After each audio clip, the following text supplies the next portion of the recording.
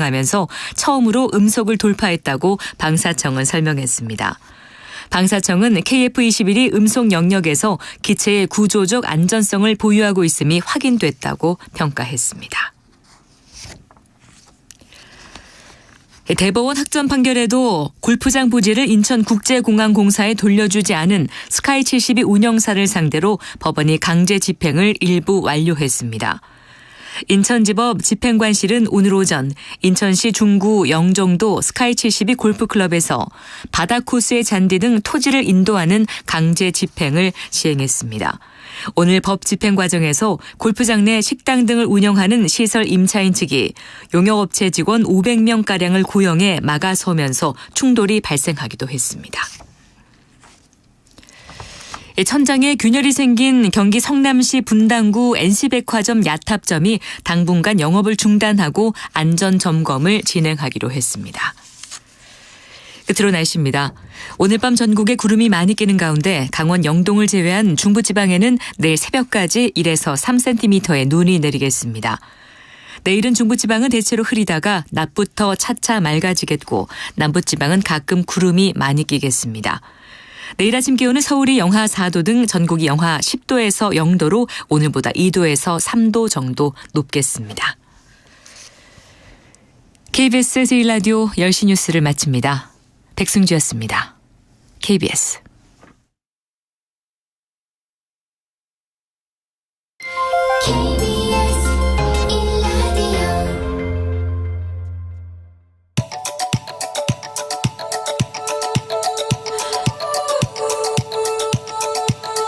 김성환의 시사야.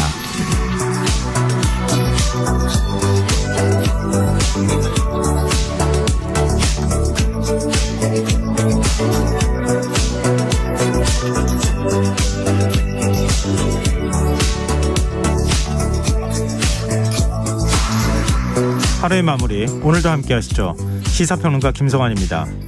청도 소싸움이 개막한 이후 존폐 논란이 일고 있습니다. 전통적인 민속 행사로 유지해야 한다는 목소리와 동물에게 억지로 싸움을 시키는 건 학대라는 주장이 맞서고 있는 건데요. 더 깊이 들여다보는 인터뷰 시간에 권대선 정읍녹색당 공동위원장과 관련 이야기 나눠보겠습니다. 그리고 화요일마다 찾아오는 시간이죠. 빅데이터를 통해 인터넷 이슈를 살펴보는 이슈 이수다 코너도 마련되어 있으니까요. 많은 관심 부탁드립니다.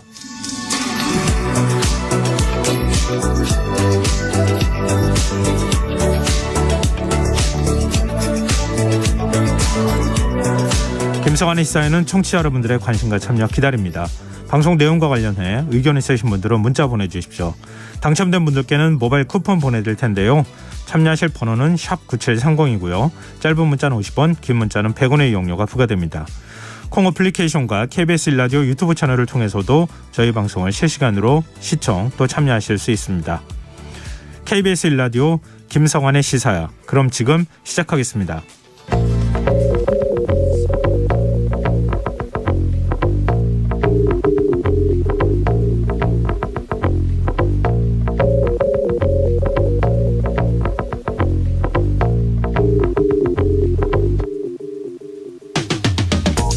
(5.18) 희생자 단체들이 오늘 계엄군 묘역을 참배했습니다.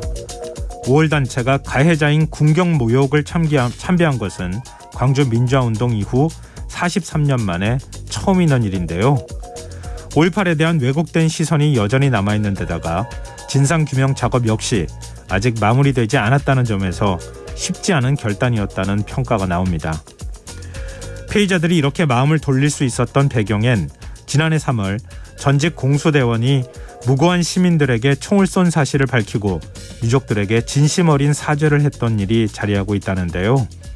진압작전 트라우마를 겪는 진압부대원들의 사정이 알려지면서 그들도 군사정권의 피해자일 수 있다는 공감대가 형성됐다는 이야기도 나옵니다. 다음 달에는 특전사 단체 회원들이 광주를 찾아가 5.18 민주묘지를 참배할 예정이라고 하는데요. 점점 더 진영화되고 갈등과 반목이 반복되는 지금 우리 사회에 꼭 필요한 것은 바로 이런 움직임이 아닐까요?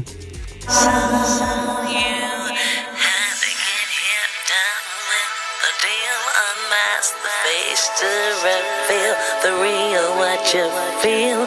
You and your everyday situations, all the unnecessary complications. 오늘 밤 당신 안의 꿈틀거리는 지식 충전 본능이 깨어납니다. 여러분의 자유탐구 영역 김성환의 시사야.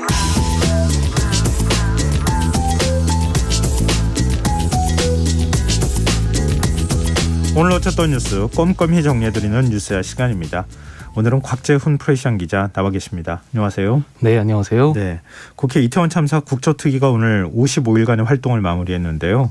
국조특위 보고서 결국 야3당 단독으로 의결이 됐어요. 네, 국회 이태원 참사 국정조사 특별위원회는 오늘 전체 회의를 열어서 야당 단독으로 국정조사 결과 보고서를 채택했습니다. 예. 보고서는 국민의힘 의원들이 퇴장한 가운데 더불어민주당과 정의당, 기본소득당 등 야3당 의원들만 참석한 가운데 의결이 됐는데요. 네. 이는 이상민 행정안전부 장관 등의 책임이 담긴 보고서 내용에 여당이 끝까지 동의하지 않아서 여야 간 합의가 이루어지지 않은 데 따른 것입니다.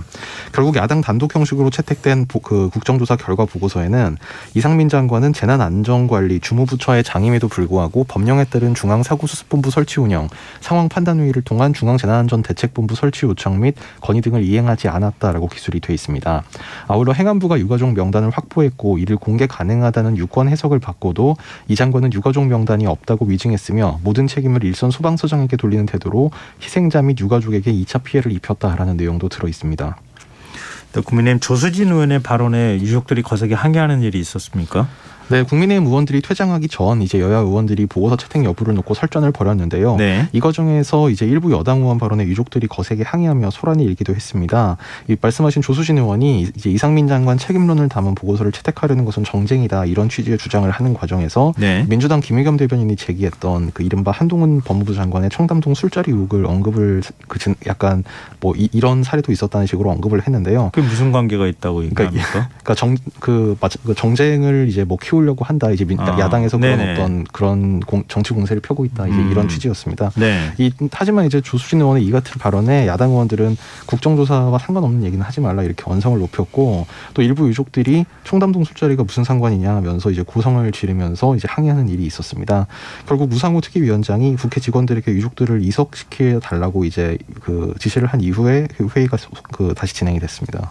이태원 참사 유족들은 독립적인 진상조사가 이루어져야 한다 이런 입장을 냈어요. 네, 이태원 참사 유가족협의회와 이태원 참사 시민대책회의는 오늘 오후 국회 앞에서 기자회견을 열고 국회 국정조사 특별위원회 결과보고서 채택과 독립적 진상조사를 촉구했습니다. 이들은 국정조사 결과보고서는 향후 철저한 진상규명을 위한 최소한의 발판이라고 의미를 강조하면서 미완의 국정조사를 이을 독립적 진상조사 방안과 재발 방지 대책도 요구했습니다. 그러면서 독립된 조사기구를 구성해 유가족이 추천하는 전문가가 참여하는 방식으로 진상조사가 이루어져야 한다고 주장했습니다.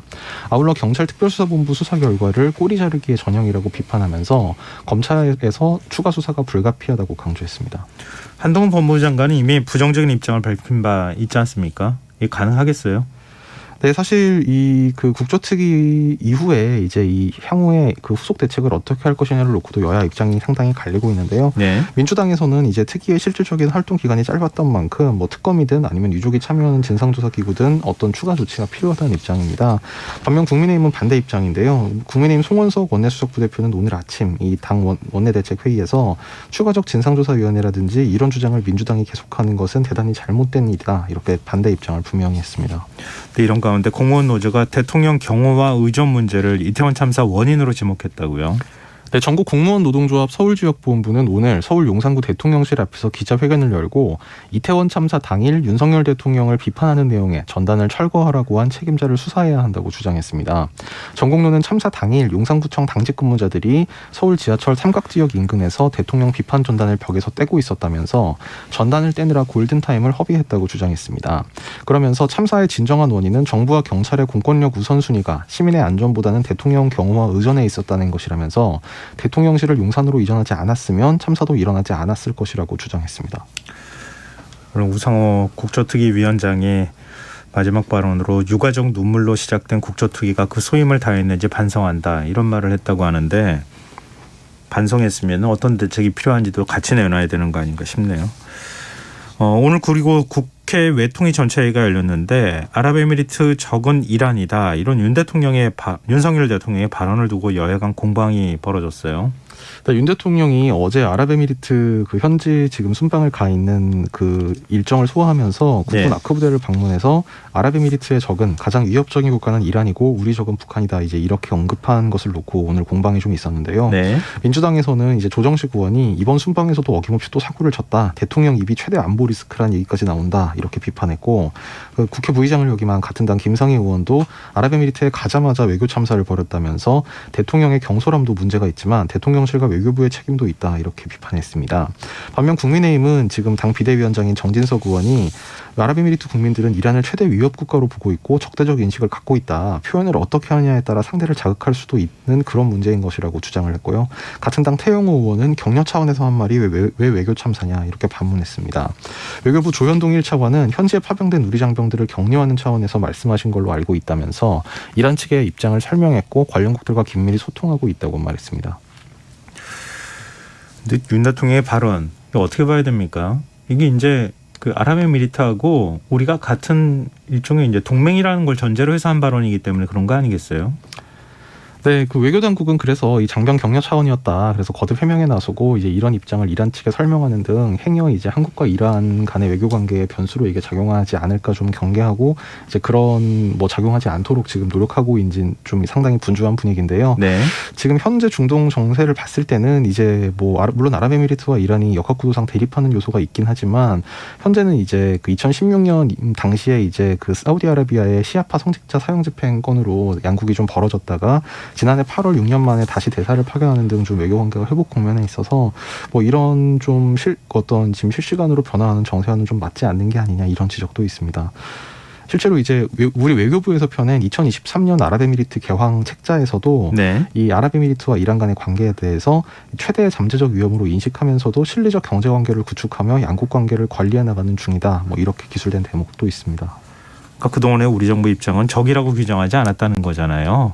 근데 아랍에미리트에 가서 적이라는 발언을 한 게 과연 어떤 의미를 갖는 거냐 뭐 이런 거 가지고 지금 논란이 있다고 하는 건데 이란 정부 한국 대통령의 발언을 심각하게 지켜보고 있다 이런 반응을 내놨어요. 네, 이란은 초기부터 그러니까 이란 정부는 초기부터 이 문제에 대해서 상당히 좀 심각하게 보고 있다. 이제 이런 그 말하자면 좀 엄중한 입장을 밝히고 있는데요. 네. 이란의 나세르 카나니 외무부 대변인은 한국 정부의 최근 입장, 특히 이란과 아랍에미리트의 관계에 대해 외교적으로 부적절한 한국 대통령의 발언을 심각하게 지켜보고 평가하고 있다. 이런 반응을 내놨습니다. 카나니 대변인은 이 걸프 국가들의 역사적이며 친밀한 관계를 전혀 알지 못한 발언이다. 이렇게 비판하기도 했고 또 윤 대통령의 발언에 대한 한국 외교부의 설명을 기다린다고 했습니다. 우리 외교부는 어떤 설명을 해줬습니까? 네, 오늘 외교부는 이제 기자단에 보낸 그 문자 메시지 형태의 공지에서 예. 이란과의 관계 등 국가 간의 관계와는 무관하다. 불필요하게 확대 해석되는 일이 없기를 바란다. 이렇게 얘기했고요. 이 조현동 차관이 아까 그 말씀드린 국회 외통위 전체회의에 출석한 자리에서 이란 측에 우리 입장을 전달했는데 그 반응이 어땠냐. 이제 이런 취지의 질문에 일단 저희 설명을 이해한 것 같다. 이렇게 답변을 했습니다. 대통령의 발언을 이렇게 계속 설명을 해줘야 되는 건지 잘 모르겠네요. 지금 여러분께서는 KBS 라디오 김성환의 시사회와 함께하고 계십니다. 계속해서 뉴스야 이어가겠습니다.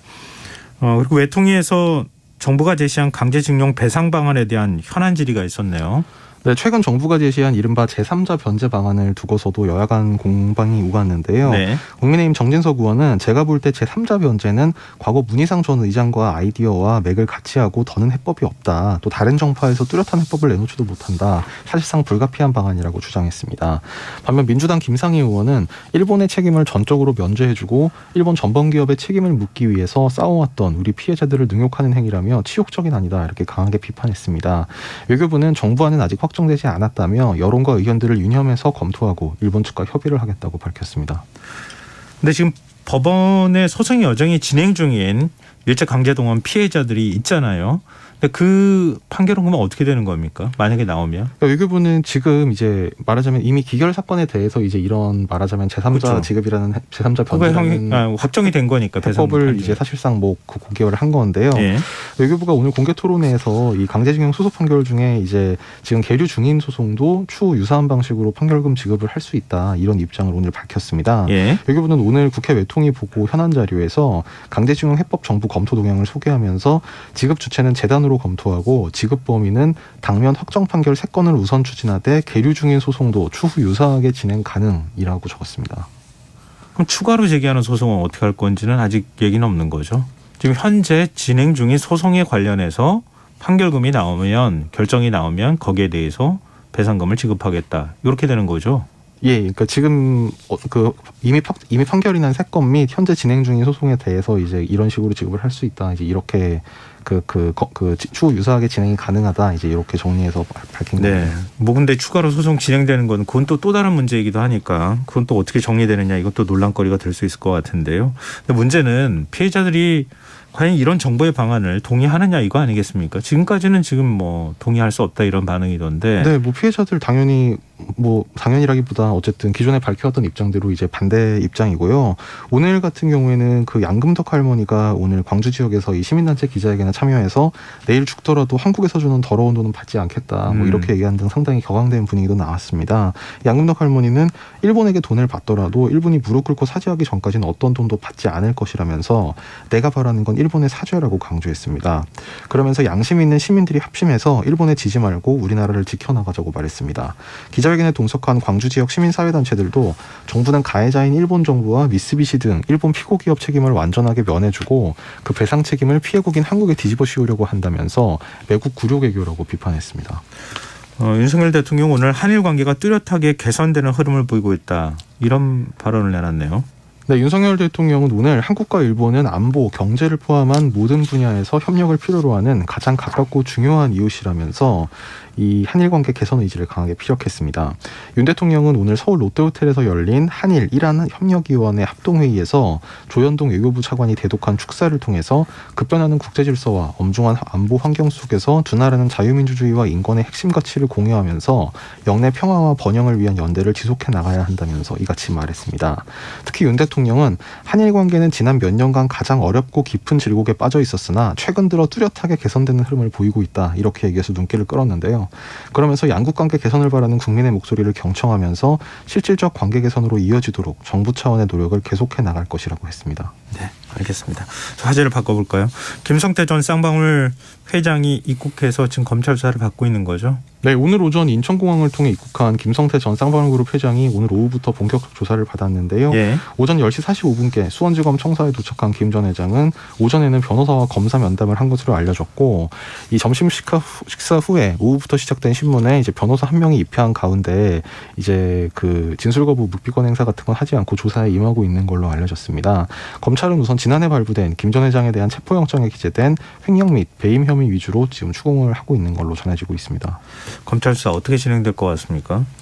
지금 그 배임 및 횡령 및 배임 혐의 그 체포영장이 발부된 이 혐의는 네. 김 전 회장이 쌍방울 현 재무담당 부장에게 쌍방울 계열사인 나노스의 전환 사채 관련 권리를 보유한 이제 제우스 1호 투자조합 이 조합원 출자 지분 상당 부분을 임의로 감액을 해서 이 자신의 지분으로 변경하게 하는 등 이 회사 돈 4,500억 원에 대한 이제 배임을 했다 이제 이런 혐의인데요. 네. 이거 외에도 이제 자본시장법 위반, 뇌물공여, 외국환거래법 위반과 더불어서 또 대북 송금 의혹, 또 더불어민주당 이재명 대표 변호사비 대납 의혹 등도 지금 받고 있습니다. 뭐 이와 관련해서 오늘 쌍방울 전 비서실장이 법정에서 이 그 김 전 회장과 이재명 대표가 서로 모르는 사이다 이제 이렇게 말한 데 대해서 이와 좀 다른 맥락의 증언을 하기도 했는데요. 네. 쌍방울의 전 비서실장 A 씨는 오늘 수원지법에서 열린 그 이화영 전 경기도 평화부지사의 이 특정범죄 가중처벌법상 뇌물 혐의 사건 공판에 증인으로 출석해서 더불어민주당 이재명 대표와 이제 김성태 회장이 서로 가까운 관계였다는 취지로 이제 증언을 했습니다. 네. 앞서 이제 이 대표는 지난 13일 저는 김성태라는 분의 얼굴도 본 적이 없다 이렇게 말했고요. 김 전 회장도 오늘 오전 이 인천공항을 통해 입국한 뒤에 이 대표 측과의 관계를 묻는 언론 질문에 모른다 이렇게 답변을 했습니다. 일단 아는지 모르는지부터 확인하면서 수사를 해야 되는 상황이 아닐까 싶네요. 민주당이 오늘 의원총회를 열었는데 검찰이 이재명 대표 소환 통보에 뭐 대응할 방법이나 이런 것들에 대한 논의가 있었습니까? 사실 오늘 의원총회에서 이제 아무래도 이런 당내 현안이기 때문에 이런 논의가 좀 이뤄지지 않겠느냐 이런 관측이 있었는데 예. 의원총회 끝나고 원내대변인이 기자들에게 한 브리핑을 보면 이 이재명 대표 소환 관련 이야기는 발언한 의원이 없었다고 합니다. 다만 그 의원총회를 시작하기 전에 이제 지도부 모두 발언 때 이재명 대표가 이제 좀 간접적으로 이를테면 지금 혹독한 민생 한파 때문에 국민의 고통이 참으로 크다면서 이 초당적으로 힘을 모으자는 제안에 정권이 오로지 야당 탄압으로 맞서고 있다. 자신에 대한 수사를 야당 탄압으로 이제 지칭을 했고요. 또 박홍근 민주당 원내대표도 그 설을 앞두고 이 국민들께 희망을 정해도 모자랄 판에 윤석열 정권의 새로운 메시지가 또다시 정치 보복과 야당 탄압이다 이렇게 비판하면서 정치 검찰이 그 윤석열 대통령과 선거 때 경쟁했던 제1야당 대표를 설 직후에 그것도 이틀에 걸쳐 소환하겠다고 밝혔다. 이것은 이제 그 말하자면 설 밥상 민심을 이제 노린 어떤 정치적인 네. 의도가 있는 것이라는 취지로 주장을 했습니다. 다만 당 내에서는 또 이른바 비명계들을 중심으로는 이른바 사법 리스크에 대한 우려도 계속 깊어지고 있는 상황이긴 합니다. 네. 근데 검찰 내부에서는 뭐 이재명 대표 소환 조사하면 하루가 아니라 이틀 동안 조사가 이루어질 수 있다 이런 얘기가 나옵니까? 네, 법조계에 따르면 서울중앙지검이 지금 그 이재명 대표 측에 그 오는 27일에 배임 등 혐의 피의자 신분으로 출석해 조사받으라 이제 이런 통보를 한 걸로 알려지고 있는데요. 네. 이제 검찰 안팎에서는 이 대표가 이 검찰이 정한 날짜, 그러니까 27일에 검찰청에 나온다고 해도 그 다음 업무일, 그러니까 월요일인 30일에도 출석을 요구할 것이라는 관측이 있습니다. 이거 이유는 그 직접 확인할 내용이 방대하기 때문에 조사에 최소 이틀이 필요하다. 이제 검찰은 이런 입장이라는 겁니다. 네. 지금 현재 검찰은 이 대표 측과 일정을 조율 중인 것으로 알려지고 있습니다. 27일이 안 될 수도 있으니까 네. 뭐 그 일정에 따라서도 어찌 됐든 간에 이틀 동안 조사할 정도로 지금 수사한 분량이 방대하다. 뭐 이런 얘기가 되네요. 자, 이제 국민의힘 얘기도 해보죠. 나경원 전 의원 대구 동화사를 찾아서 마음의 결심은 거의 서가고 있다 이런 얘기를 했어요. 네, 어제 저녁까지 자신의 출마 여부에 대해 조금만 더 기다려달라 고만했던 나경원 전 의원이 오늘 대구 동화사 방문 후에는 취재진과 만나 이제 마음의 결심이 거의 섰다고 했습니다. 네. 다만 어떤 결심인지 구체적으로 말씀드릴 때는 아니다라고 했는데요. 그러면서도 여론조사가 좋다고 출마하고 안 좋다고 출마를 안 하는 건 아니다. 이게 사실상 좀 출마 쪽으로 기운 듯한 내심을 시사했습니다. 나 전 의원은 최근 이제 지지층 여론조사 1위 자리를 김기현 의원에게 내준 데 대한 의견을 묻는 취재진 질문에 이같이 답변을 하면서 여론조사와 관계없이 전당대회 모습이 어떻게 가느냐, 당의 미래가 어떻게 돼야 하느냐가 근본적 고민이라고 덧붙였습니다. 그러면서 당대표의 덕목은 뭐니 해도 국민 뜻과 마음을 대통령께 잘 전달하고 이간하지 않는 것이다. 이렇게 사실상 친윤계를 겨냥한 메시지도 냈습니다. 근데 나 전 의원은 왜 출마 여부를 이렇게 확정적으로 얘기를 안 하는지, 이쪽 출마 안 하는 건지 하는 건지도 지금 헷갈리는 이런 상황인데, 근데 그런 가운데 나 전 의원이 SNS 글 올린 게 계속 지금 논란이 되고 있어요. 네, 오늘 나경원 전 의원이 오전에 페이스북에 이런 글을 썼습니다. 예. 자신의 부위원장, 그러니까 저출산 고령사회위원회 부위원장 해임 결정에 대해서 최종적으로 대통령께서 내릴 결정일 것이다. 그래서 그 뜻을 존중한다면서도 하지만 대통령께서 그와 같은 결정을 내리시기까지 저의 부족도 있었겠지만 전달 과정의 왜곡도 있었다고 본다. 이렇게 얘기했습니다. 네. 그러니까 윤 대통령과 그 측근 참모그룹의 뭐 온도나 파악하고 있는 상황이 좀 다를 수 있다. 이런 취지의 주장이었는데요. 나 전 의원은 그러면서 그러기에 해임이 대통령의 본의가 아니라고 생각한다 이렇게 얘기했습니다. 그러자 좀 상당히 이례적으로 이 대통령실 그 김대기 비서실장이 예. 실명으로 언론에 입장문을 내서 이 주장을 정면으로 반박했는데요. 네. 김대기 실장은 대통령께서는 누구보다 여러 국정 현안에 대해 정확하게 파악하고 계시다면서 나 전 의원 해임은 대통령의 정확한 진상 파악에 따른 결정이라고 말했습니다. 네. 그러면서 국익을 위해 분초를 아껴가며 경제외교 활동을 하고 계시는 대통령께서 나 전 의원의 그간 처신을 어떻게 생각하실지는 본인이 잘 알 것이다. 이 나 전 의원을 겨냥해서 이런 입장을 밝히기도 했습니다. 그러니까 김대기 비서실장을 통해서 사의를 전달했다 이렇게 얘기가 된 거잖아요. 네. 근데 결과적으로 나온 건 두 가지 직책 모두 해임이라고 하는 결정이 나온 거잖아요.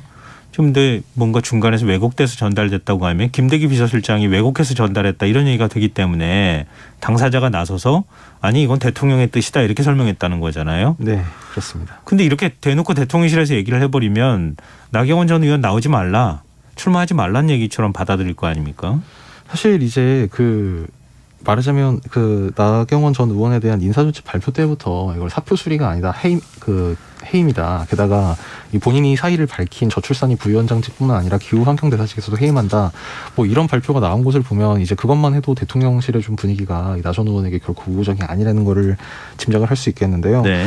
오늘 뭐 당내 친윤계에서도 좀 상당히 이 나 전 의원을 향해서 거센 압박들이 나왔습니다. 이 김기현 의원은 오늘 충남 천안대 천안 백석대 특강 후에 기자들과 만나서 당의 자산에서 분열의 씨앗으로 변하지 않기를 바란다 이렇게 겨냥을 했고요.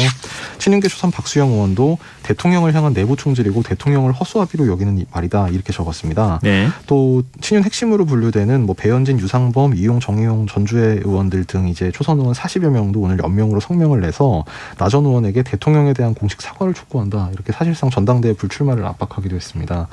반면 나 전 의원에 대해서 좀 뭐 우호적인 목소리도 없지 않은데요. 안철수 의원, 이 나 전 의원이 대통령과 지지층을 이간한 당대표는 안 된다고 했다 이렇게 전하면서 기자들이 의견을 묻자 굉장히 당연하다 이렇게 얘기를 해서 눈길을 끌었고요. 또 오늘 그 한 방송사와 인터뷰에서는 이 나 전 의원에 대해서 이제 친윤계가 사실상 불출마 압박을 하고 있는 데 대해 바람직하지 않다. 모든 당원들이 나올 자유가 있지 않느냐. 그러면 그 사람 판단이 합리적 판단이라고 생각한다. 이렇게 언급을 하기도 했습니다. 또 윤상현 의원도 국민의힘이 갖고 있는 고질적 병폐인 뺄셈 정체를 반드시 격파해야 한다면서 나 전 의원에 대한 집단적 린치 이것이 또 하나의 뺄셈 정치의 예시다 이렇게 주장했습니다. 네. 국민의힘 선관위가 2월 2일과 3일 후보 등록 받는다고 했잖아요. 네. 어찌됐든 나경원 전 의원이 출마할 건지 말 건지는 그 전까지는 결정해야 되니까 물론입니다. 얼마 안 있으면 알게 되겠다 이런 생각이 드네요. 자, 오늘 뉴스 여기까지 하겠습니다. 지금까지 곽재원 프레시안 기자였습니다. 고맙습니다. 감사합니다.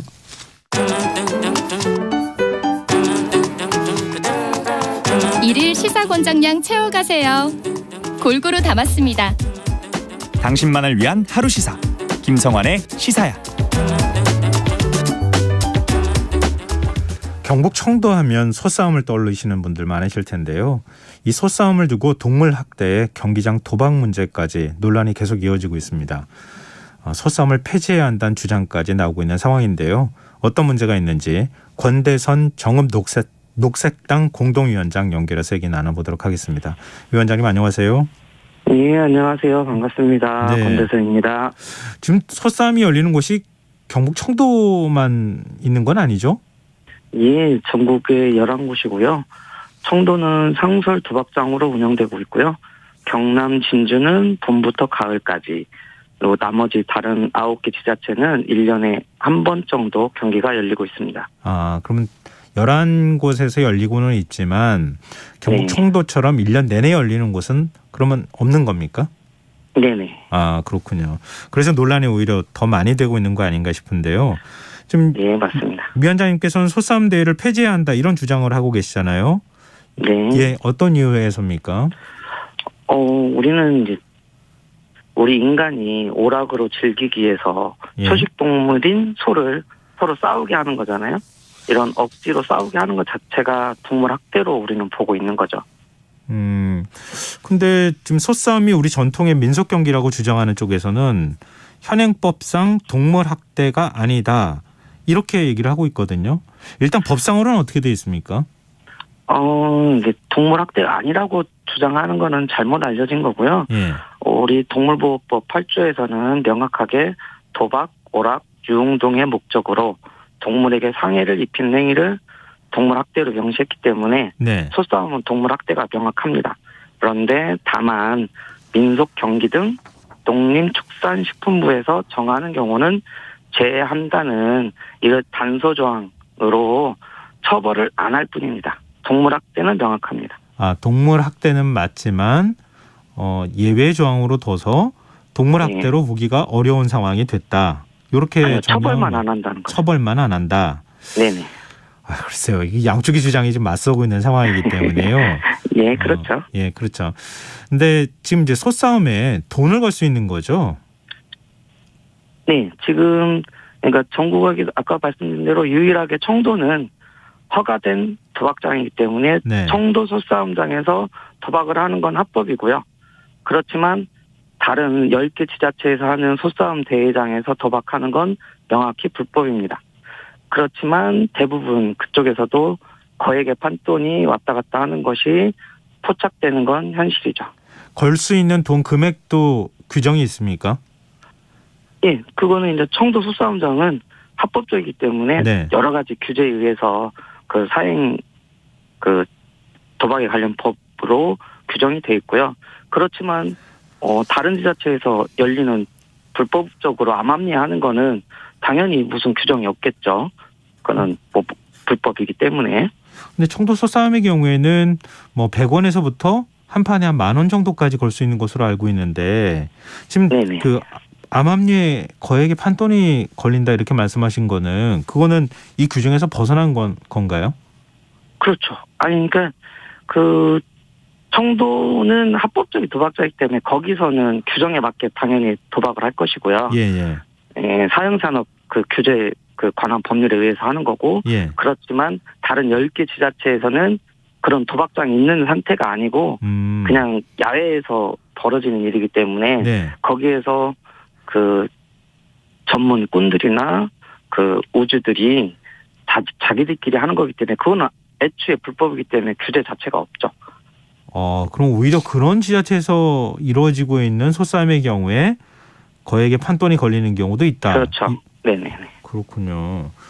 네, 저희도 이제 이거를 뭐 직접적으로 이렇게 단속을 할 수는 없기 때문에 네. 그렇지만 그런 돈을 건네는 모습들이 포착된 경우는 많이 있죠. 사진도 있고.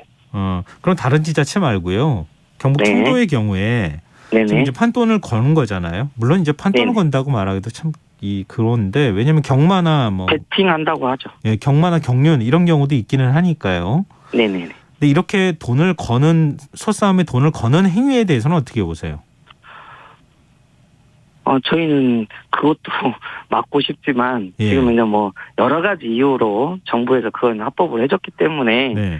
저희가 뭐 어떻게 그것까지는 뭐라고 할 수는 없지만 그런 자체도 저희는 이제 그 사행 산업에 대한 그런 것도 규제가 지금부터는 들어가야 된다고 생각하고 있죠. 네. 이게 경륜이나 그 네. 경마는 또 다른 부분이잖아요. 이게 네. 경륜은 어차피 사람이 하는 거고, 왜냐 경마가 그래도 동물을 가지고 하는 건데 사람들이 그러면 이게 소싸움이 우리가 동물학대라고 하면 그럼 경마도 동물학대냐 네. 했을 때 좀 이런 여러 가지 문제가 있잖아요. 그래도 말은 달리는 본능이 있는 거고 네. 소는 그렇지 초식 동물이기 때문에 자연 상태에서는 싸우지 않는 동물인데 예. 억지로 싸우게 하고 거기서 이기는 동물한테 배팅을 하는 거기 때문에 저희는 어쨌든 지금 현실적으로는 합법이라 하더라도 그것도 우리는 반대하고 있죠. 네, 알겠습니다. 지금 이제 학대 논란이 일고 있기 때문에 싸움소의 상황은 어떤지도 좀 여쭤보고 싶은데요. 네. 지금 뭐 싸움을 잘하는 소도 있지 않겠습니까? 이런 소는 이정료를 받고 옮겨 다니기도 한다고요? 네, 어차피 싸움소 자체가 보통 소보다 비싸기도 하지만 네. 대회에서 우승했던 소들은 그 더 많은 웃돈을 받고 매매되고 있다고 알고 있습니다. 근데 싸움소들이 받는 훈련은 어떻습니까? 이게 너무 거칠어서 학대라는 지적도 있던데요.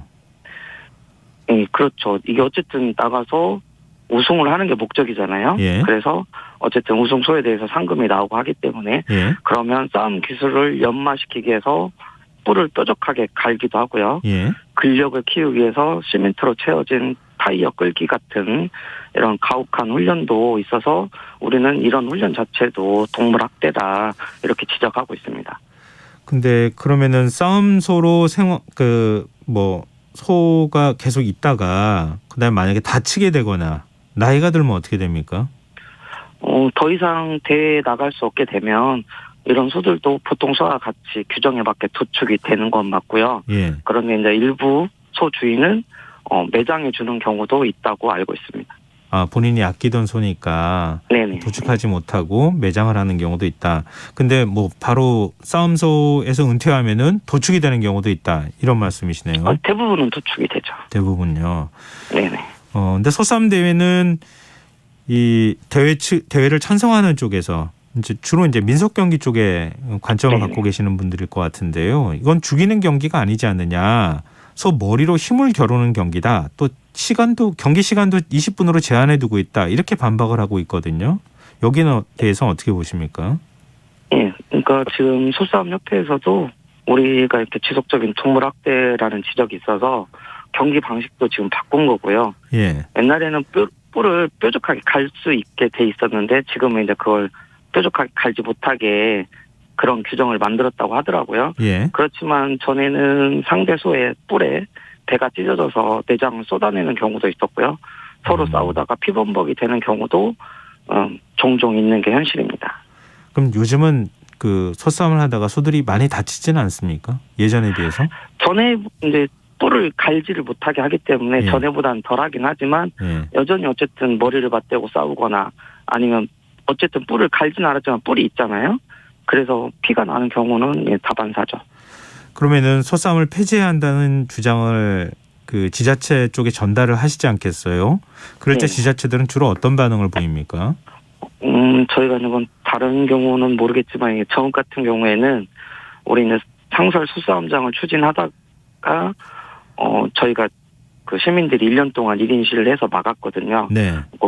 그때 단체장이 임기가 끝난 뒤에는 분위기가 좀 많이 바뀐 상태입니다.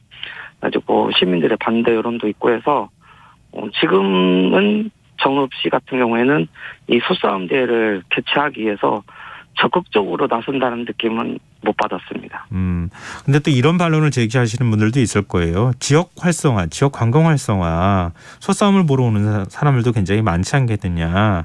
그러니까 지역 주민들한테 도움이 또 되지 않겠느냐. 이런 주장을 또 할 수 있을 것 같거든요. 지금 대부분 그렇게 말씀하셨는데 네. 청도 같은 경우에는 배팅을 하는 지금도 하고 있거든요. 네. 지금부터 매일 하고 있기 때문에 상설 소싸움장이기 때문에 사람들이 찾아오는 경우 많죠. 네. 뭐 아주 많다고는 할 수 없지만 어쨌든 청도 그 조그마한 군에서는 그 정도의 관광객도 필요하다고 생각하지만 청도 외에 정읍시 같이 1년에 한 번 열리는 지자체 같은 경우에는 그것만 보러 온다고 하기는 어렵습니다. 대부분 다른 축제하고 같이 연계해서 진행되는 경우가 대부분인데요. 제가 여기서 모니터링 했을 때 봐서는 소싸움만 보기 위해서 왔다는 관광객은 거의 없다고 보고요. 네. 축제를 보러 왔다가 잠깐 들러서 몇십 분 이렇게 보고 가지 처음부터 끝까지 지켜보는 관광객은 저는 봤을 때 거의 없다고 생각됩니다. 네. 아마 이 질문이 제일 본질적인 얘기가 아닐까 싶은데요. 소싸움은 민속유산 아니냐. 그러니까 보존 가치가 있다. 이런 주장에 대해서는 어떻게 보십니까?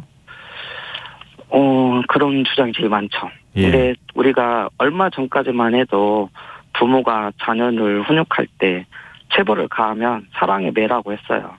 그런데 지금은 엄연히 법으로 처벌받는 아동학대죠. 시대가 변한 거잖아요. 예. 설령 소싸움이 민속유산이라고 해도 동물학대가 자명한 지금 이 21세기에 매일 소싸움을 벌이는 것이 전통문화 보존이라고 하기에는 맞지 않는 것 같습니다. 그럼 만약에 이렇게 상설화된 소싸움을 하는 이런 것보다는 민속유산으로서 보존 가치는 있기 때문에 시범적으로 일부 남겨놓는 건 어떻겠느냐 이런 주장도 있을 것 같거든요. 그런 부분들은 충분히 논의할 수 있다고 봅니다. 그러니까 만약에 전통문화유산을 보존 차원에서 한다고 하면 1년에 한 번 하면 맞겠죠. 우리가는 예를 들면 정읍에 북면 오정리에 오류리에 당산나무꽃이 무형유산이거든요. 네. 그거 1년에 한 번 하지 매주 하진 않거든요. 예. 그런 것처럼 만약에 그런 전통유산이기 때문에 이 원형을 보존하겠다고 한다면 1년에 한 번 큰 축제에서 한번 형식적으로 보여주는 것이지 이걸 상금을 타기 위해서 매주 이거를 피 흘리게 하고 그걸 또 우승 상금을 타기 위해서 훈련을 가혹하게 훈련시키고 이게 전통문화유산 보존이라고는 생각하지 않습니다. 알겠습니다. 지금 소싸움에 찬성하시는 분들의 입장도 있기 때문에 일단 반대 측의 네. 입장에서 말씀을 해주신 걸로 일단 저희가 받아들이겠습니다. 오늘 말씀 네. 고맙습니다. 네, 감사합니다. 네, 지금까지 권대선 정읍녹색당 공동위원장이었습니다.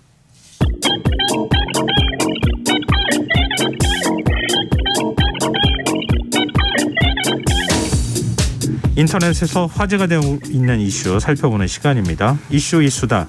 빅데이터를 읽어주는 남자 김덕진 미래사회 IT연구소 소장 스튜디오에 나와 계십니다. 안녕하세요. 네, 안녕하세요. 반갑습니다. 김덕진입니다. 자, 한 주간의 이슈 어떻게 뽑으셨습니까? 네, 일단 1위는요. 정치 분야에서 좀 나왔고요. 키워드는 역시 아랍에미리트입니다. 아랍에미리트를 국빈 방문 중인 윤석열 대통령이 16일 세이지 외교에 나서서 이제 경제협력 비전을 제시한 건데요. 양국이 최소 61억 달러, 그러니까 7조 5천억 정도 24건의 양해각서, MOU죠. MOU를 체결을 했습니다. 그래서 이 아랍에미리트의 투자, 한국의 첨단 산업 영역이 시너지를 이뤄서 세계에서 많은 성과를 창출하기 기대한다라고 하면서 이제 지금까지 성과를 좀 밝힌 것이고요. 네. 실제로 이번 MOU 같은 경우가 이제 그 전날에 이제 무함마드 빈 자드 나얀 그 아랍에미리트 대통령이 한국에 300억 달러, 약 40조 원을 투자하겠다라는 약속과 함께 그 다음 날에 이제 7조 5천억 정도의 지금 양해각서 MOU가 일어난 것이고요. 이제 아무래도 이제 양해각서 MOU이다 보니까 SNS 상에서는 이게 이제 단순히 MOU로 끝나지 않고 정말로 제대로 이제 계약까지 이루어졌으면 좋겠다라고 하는 바람들이 좀 보이기도 했었습니다. 그리고 그 외에도 실제로 이게 윤 대통령이 이번에 UAE에서의 활동을 마치고 그 다음에 이제 다보스 포럼에 참석을 하러 이제 움직이게 되는데요. 또 다보스 포럼에서의 특별 연설 진행 예정인데 어떤 것들이 나올까에 대한 사람들의 관심이 좀 나오고 있었고요. 그리고 이제 정치 분야의 또 다른 키워드 하나가 있었는데 이제 성남 FC입니다. 역시 이제 서울지검이 이재명 대표에게 또 다시 이제 소환 통보한 것이 화제가 되면서 분석된 거고요. 성남 FC 후원금 의혹으로 검찰 수사 받은 지 얼마 안 돼서 또 다시 이제 대장동 관련으로 소환된 것에 대해서 의견들이 SNS상에서 좀 다양하게 나오고 있는 상황이다. 뭐 이렇게 설명드릴 수 있을 것 같습니다. 2위 주자는 경제 분야에서 나왔다고요? 또? 네, 맞습니다. 이제 경제 분야고요. 키워드는 일단 CPI라고 하는 키워드가 나왔는데요. 이게 이제 미국의 소비자 물가 지수죠. 참 재밌는 게 이 경제 키워드 요즘에 볼 때마다 항상 미국 키워드가 나와요. 그러니까 그만큼 미국에서의 움직임들에 우리나라 사람들 상당히 관심을 많이 받게 되는 이제 세계가 연결된. 미국 물가가 계속 낮아지면은 그렇죠. 미국 금리도 낮아질 가능성이 있기 때문에 그런 거잖아요. 네, 맞습니다. 지금 말씀해 주신 것처럼 이번에 12월 미국의 소비자 물가 지수가 이제 전년 대비는 6.5%인데 이게 상승인데 이게 11월엔 7.1%였으니까 한 달 대비 한 0.6% 정도 떨어진 거죠. 그러다 보니까 이거에 대해서 이제 두 가지로 지금 나뉘고 있는 것 같아요. 이제 긴축이 종료된다라고 하는 어떤 주장. 그리고 아니다. 아직까지 경기가 어렵다라고 하는 두 가지 상반된 목소리가 나오고 있는 것인데요. 일단은 이제 긴축이 종료되고 조금 양호한 흐름이다라고 주장하는 SNS의 내용이나 전문가들의 이야기를 살펴보면 결국에는 원래 이제 12월만 하더라도 미국 증시가 1월이 되더라도 좀 회복하기 어렵다. 뭐 이런 얘기들이 좀 나왔었는데 이른바 1월 효과라고 하는 게 이제 나타났다는 것이죠. 그래서 지난해 33% 넘게 급락했었던 나스닥 지수가 1월에만 6.66% 상승을 했고 다우지수나 S&P도 오르면서 전반적으로 이제 시장이 좋아지고 있다. 특히나 이제 암호화폐, 그러니까 우리가 알고 있는 블록체인, 그러니까 그 비트코인 같은 이런 암호화폐들도 상승한다라는 것 자체가 이제 이걸 긍정적으로 해석하시는 사람들은 전반적인 자산 시장이 안정이 되고 있다. 그래서 이러한 대체 자산까지도 어떻게 보면은 좀 올라가고 있다. 투자가 늘어나고 있다라고 보는 관점이 있고요. 근데 반대로 아직은 잘 모른다. 왜냐하면 지켜봐야 된다라고 얘기하시는 분들이 제일 포인트로 삼는 게 그러니까 두 분 이제 어떤 긍정적이나 부정적이나 지금 포인트로 잡는 게 뭐냐면 이번 주부터 계속 지금 이어지고 있는 미국 기업의 실적 발표예요. 왜냐하면 지금 이제 실적 발표라고 하는 게 지난 4분기의 실적들이 나오고 있는 것인데요. 이 4분기라고 하면 결국에는 지난 마지막 해에 어떻게 정리가 됐느냐 그리고 이제 올해 어떻게 될 거냐를 보여주니까 결국 그 실적 발표가 예상보다 많이 떨어지게 되면 이게 좀 충격이 있을 것이다. 혹은 이게 어느 정도 방어만 하면 그럼 그래도 어느 정도 올라갈 것이다. 이렇게 좀 예상을 하고 있는데 이런 부분에서 좀 부정적으로 보시는 분들이 결국에는 이른바 빅테크 기업들, 글로벌 빅테크 기업들이 예전 같지 않기 때문에 좀 경기가 어려울 것이다. 특히나 중국의 경제가 위드 코로나가 오히려 늦게 되면서 이것도 문제가 있다라고 지금 보고 있는 상황이라 조금 이 결국에는 미국의 지금 증시 특히나 미국에서 있는 기업들의 실적 발표 좀 지켜봐야 되는 상황이다. 뭐 이렇게 볼 수 있을 것 같습니다. 왠지 희망 고문 같은 느낌이 좀 들어서 참 조심스러워요. 왜냐하면 금방 내릴 것처럼 또 하다가 보면 또 아니고 이런 일들을 지금 여러 번 겪었잖아요. 그렇죠. 일단 지금은 좀 부정적 전망을 하는 것이 맞는 것 아닐까. 많은 분들이 기대를 하고 있으니까 그런 생각이 좀 들어요. 근데 뭐 요즘 사는 게 팍팍해서 그런가요? 경제 분야 키워드가 또 있네요. 네, 맞습니다. 어쨌든 우리가 이런 상황이라면 그래도 내는 거라도 조금 덜 낼 수 있는 방법들을 좀 찾아보시는 것 같아요. 그래서인지 관련 키워드를 좀 나오고 있는데요. 일단은 위텍스라고 하는 키워드가 나왔습니다. 이게 뭐냐면 자동차세 관련 이야기인데요.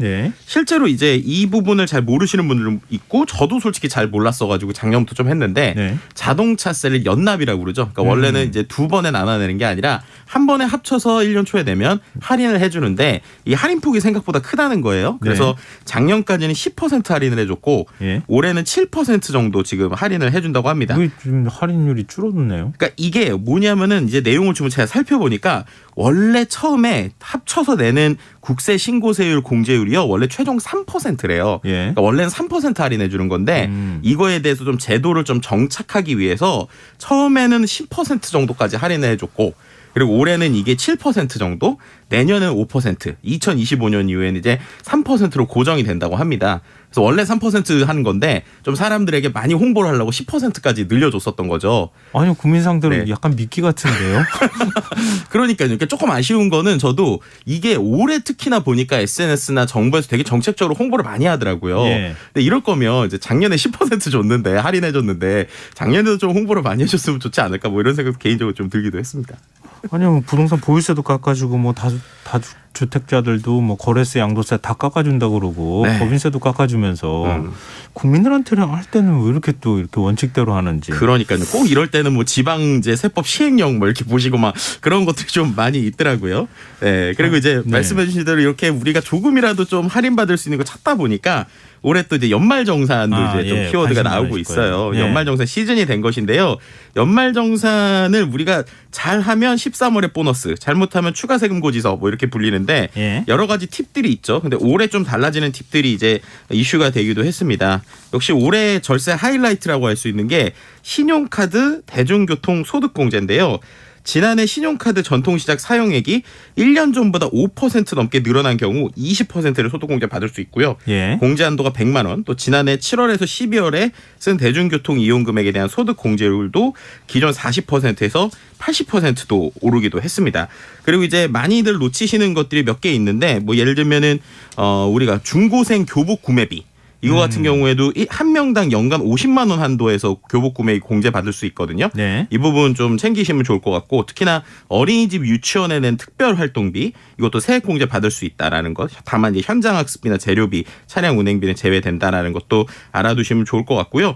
또 이제 그 우리가 좀 헷갈리지 말아야 될 거 하나만 더 짚어보면 예. 곧 이제 가장 많이 소득공제 받는 항목이 인적 공제란 말이에요. 사람에 네네. 대한 거. 그쵸. 근데 이게 부양가족 인적 공제가 연소득금액 합계가 100만 원 이하인 배우자 혹은 부양가족 한 명당 150만 원이 공제가 됩니다. 그런데 배우자 외의 부양가족은 소득뿐 아니라 만 20세 이하 혹은 만 60세 이상의 요건을 충족시켜야 되는데요. 이런 거를 제대로 충족시키지 않은 상황에서 그냥 무조건 넣어야지라고 하면 되려 이제 가산세를 낼 수도 있기 때문에 좀 정확하게 만약에 부부가 따로 정산을 한다면 누구에게 들지 뭐 이런 것들도 잘 생각하시면서 넣으시는 게 좋지 않을까 싶습니다. 부모님 때문에 네. 이거 나중에 가가지고 그 자녀들이 여러 사람이 한꺼번에 올리는 경우 있거든요. 맞아요. 그거 조심해야 됩니다. 네, 이럴 때 한번 설 때 한번 얘기를 잘 해보시는 것도 좋지 않을까 그 싶어요. 정리가 필요해요. 네, 맞습니다. 예. 자, 3위 주제는 뭡니까? 네, 3위 주제는 사회 분야고요. 키워드는 강제징용인데요. 이게 한일 간의 이제 외교 현안이라고 할 수 있는 일제 강점기 강제징용 해법을 놓고 지금 한일 외교 국장급 협의가 열리고 있는 것인데요. 재단을 통한 피해 보상안을 내놓은 우리 정부가 일본 측에 성의 있는 호응을 최우선으로 요구하고 나섰는데 합의 도달까지 좀 적지 않은 험로가 예상되고 있는 것입니다. 우리 정부가 일본 측에 일관적으로 지금 요구하고 있는 부분이 아까 말씀드린 사과를 좀 제대로 좀 했으면 좋겠다. 그리고 성의 있는 호응 조치를 했으면 좋겠다. 왜냐하면은 이게 이제 외교부 입장으로 보면은 이제 피해자들, 그러니까 징용 피해자들을 설득해야 되기 때문에 일본이 성의를 보여야 우리나라 정부도 해법을 발표할 수 있다라고 지금 얘기하고 있는 상황인데요. 네. 근데 여기에 대해서 이제 일본 피고 기업이라고 할 수 있는 뭐 미쓰비시 중공업 같은 경우에는 이미 문제가 해결됐다라고 하는 기존의 이제 입장을 재확인하고 있는 상황이에요. 그래서 뭐 한일 청구권 협정으로 완전하고 최종적으로 해결됐다는 입장이 변함이 없다. 뭐 이렇게 일본 쪽에서 밝히고 있고요. 네. 이러다 보니까는 뭐 양국 정부 간의 협의에 대해서도 언급하지 않겠다라고 이제 내비치고 있는 상황입니다. 결국에는 피해자에게 배상 판결금 대신에 변제하는 재단에도 기부할 수 없다라는 의사를 내비치고 있는 것인데요. 다른 피고 기업인 일본제철 같은 경우에도 관련 질문에서 언급을 삼가겠다라는 반응을 내놨는데 여기에 대해서 이제 상당히 이제 댓글들에서 분노하는 의견들이 많이 나오는 것 같아요. 특히 뭐 일본에 대한 분노도 있지만 우리나라 정부가 지금 하고 있는 부분에 대해서 주객이 전도된 거 아니냐. 우리가 오히려 아쉬울 게 없는데 왜 그러는 거냐. 네. 이제 어떻게 보면은 우리 피해자가 오히려 가만히 있어야 되고 가해자가 뭐 알아서 해야 되라고 하는데 이거 우리나라가 이렇게 힘이 없는 거냐. 뭐 이런 식의 좀 분노의 목소리 좀 나오고 있는 상황입니다. 4위 주제는 어떤 분야에서 나왔습니까? 네, 4위 주제는 스포츠 분야고요. 키워드가 좀 재밌는데 웨딩 우승컵입니다. 네? 이게 무슨 얘기예요? 이게 뭐냐면요. 실제로 우리나라 이제 골프 선수인 김시우 선수에 대한 이야기인데요. 예. 한 줄로 설명을 하면 신혼여행을 가서 우승을 했습니다. 예? 신혼여행 가면 신혼여행을 해야지 왜 그러니까요. 골프 대회 나갑니까? 이게 좀 참 재밌는 건데요. 이제 김시우 선수가 PGA 투어 소니 오픈에서 역전 우승을 차지한 건데 누구랑 결혼했느냐? 골프 선수랑 또 결혼을 하셨어요. 그래서 예. KLPGA 투어 오지연 선수와 결혼을 해서 이제 그 하와이에서 어떻게 보면은 반은 이제 신혼여행처럼 즐기고 반은 이제 가벼운 여행 느낌으로 같이 대회를 참여를 한 거예요. 예. 근데 이 이제 아까 말씀드린 신부가 되신 이제 오지연 선수가 원래는 이제 또 여자 프로로 선수에서 활동을 하시다가 이제 이 신랑인 김시우 선수의 어떤 내조를 위해서 이제 본인은 선수를 내려놓고 계속 이제 협조를 하고 있고 옆에서 돕는 건데요. 돕는 상황에서 이번에 이렇게 아주 좋은 소식까지 얻어낸 것입니다. 그래서 이제 김시우 선수가 신혼여행으로 온 느낌이라서 부담이 없었고 경기 후에 이제 데이트하고 맛있는 것도 먹으면서 즐겁게 하와이를 즐기고 있는 상황에서 오히려 이렇게 우승을 하게 되니까 상당히 좀 인상이 깊었나 봐요. 그래서인지 특히나 아내에게 감사의 표현들을 좀 많이 하게 됐는데 이런 것만 보더라도 확실히 이런 골프나 이런 운동이 단순히 어떤 몸뿐만 아니라 정신이나 이런 것도 상당히 중요하지 않나 뭐 이런 생각을 좀 해보게 됐습니다. 앞으로 계속 신혼여행처럼 골프 경기를 하면 되겠네요. 그러니까요. 근데 평생 신혼여행을 할 수는 없겠죠. 그건 안 되나요? 네, 그러니까요. 그렇다고 여러 번 할 수도 없는 거고. 네, 그러니까요. 네. 또 다른 키워드 하나가 더 있었는데요. 네. 심준석이라는 키워드입니다. 이게 누구냐면요. 덕수고 졸업 예정인 오른손 투수 심준석 선수인데 네. 미국 프로야구 피츠버그에서 프로 생활을 시작하기로 계약을 했다는 것입니다. 그러니까 고등학생에서 바로 이제 피츠버그로 간 건데요. 예. 이게 마치 이제 우리나라 과거에 박찬호 선수를 이제 연상시킨다라고 해서 좀 화제가 되고 있어요. 왜냐하면 이제 25세 미만 국제 아마추어 선수 계약금 한도를 이번에 이 심준석 선수가 갱신한다고 합니다.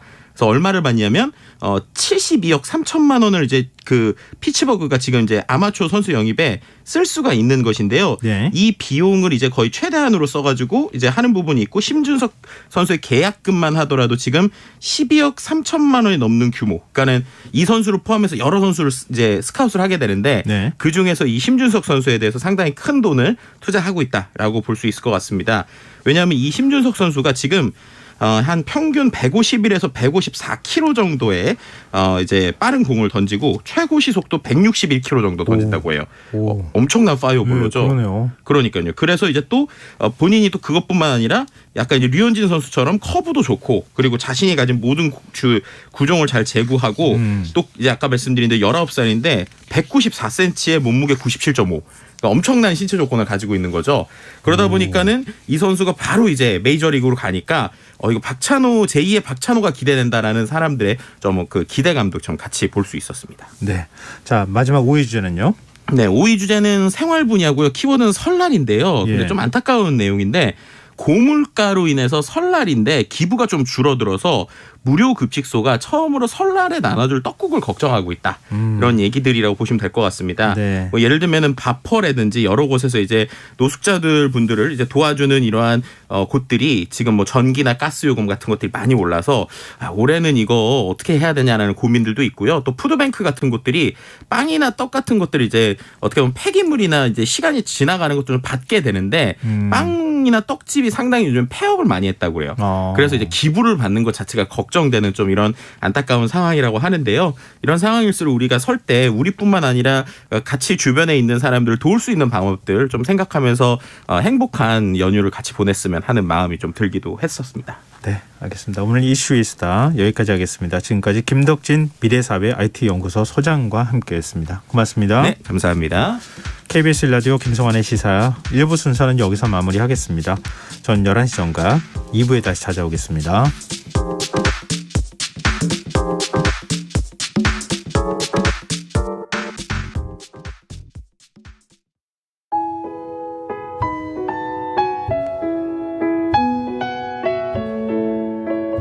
경제적인 어려움에 처한 위기 가정들이 늘고 있습니다.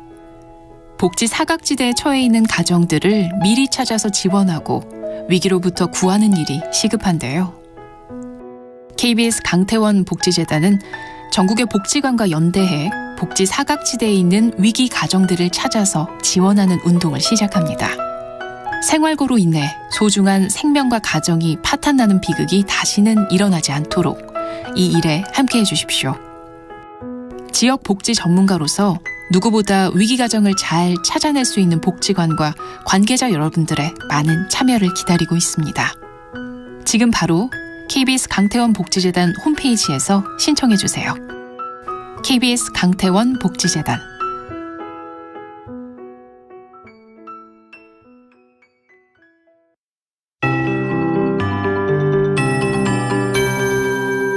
KBS 58분 날씨. 내일 중부지방은 대체로 흐리다가 낮부터 맑아지겠고 남부지방과 제주도는 가끔 구름 많겠습니다. 오늘 밤부터 내일 새벽까지 수도권과 강원 영서, 충청권과 제주도 산지에 1cm 내외의 눈이 가끔 오겠습니다. 제주도는 가끔 빗방울 떨어지겠고 강원 영동과 전북, 경북 북부 내륙은 새벽에, 전남 북서부는 아침에 눈발이 날리는 곳 있겠습니다. 풍랑주의보가 내려진 동해중부 먼바다는 최대 초속 14m의 강풍이 불고 물결이 3.5m까지 높게 일겠습니다.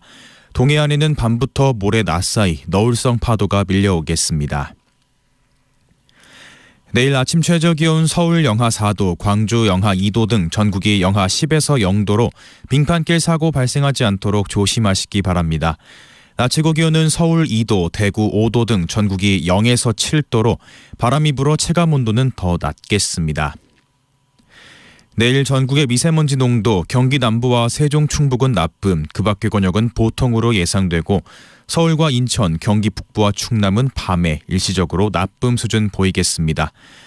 서울 현재 기온 영하 2.4도, 습도 79%, KBS 58분 날씨 박성준입니다.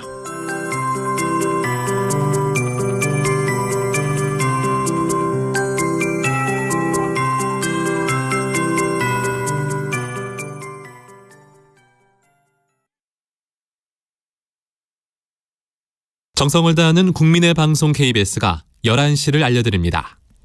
AM 711kHz, FM 97.3MHz, KBS 1라디오입니다. HLKA.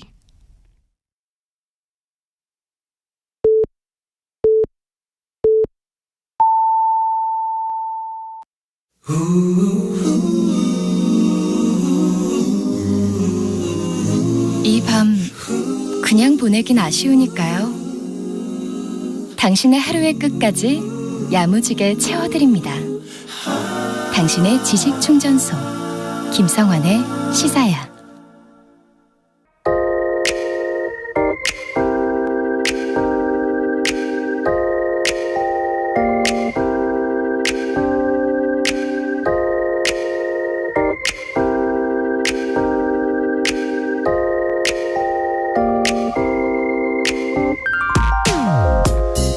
이틀 전 신문을 읽다 중국의 새해 특별 우표에 대한 기사를 발견했습니다. 개묘년 토끼해를 기념해 발행한 우표 도안이 논란에 휩싸였다는 내용이었는데요. 기사 속 사연보다 먼저 우표라는 사실이 인상 깊게 다가왔습니다. 왜냐하면 우리나라에서는 새해라고 우표를 발행하는 풍경을 이제 더 이상 볼 수 없거든요. 그나저나 중국의 우표 얘기가 뭔지 궁금하실 것 같은데요. 중국이 토끼해를 기념해 발행한 우표의 도안을 세계적인 유명 화가 황룡위에게 맡겼는데요. 도안을 본 중국인들의 반응은 못생기고 해괴하다였다고 합니다. 중국인들은 12간지 중 토끼를 온화함과 동정심이 많은 동물이라고 여기고 있는데요. 우표 속 토끼는 파란색 토끼가 빨간 눈을 치켜뜨고 웃는 다소 기괴한 모습이었다는 겁니다. 이 때문에 병든 토끼라는 조롱조의 별명까지 얻게 되었는데요. 하지만 시간이 지나면서 반전이 일어납니다. 코로나19가 확산하는 중국의 미래를 병든 토끼의 모습으로 그린 게 아니냐, 이런 소문이 돌기 시작하면서 지금은 발행가의 3배 가격에 거래되는 등 우표가 불티나게 거래되고 있다고 합니다. 이런 일은 돼지의 해인 2018년에도 있었다고 하는데요.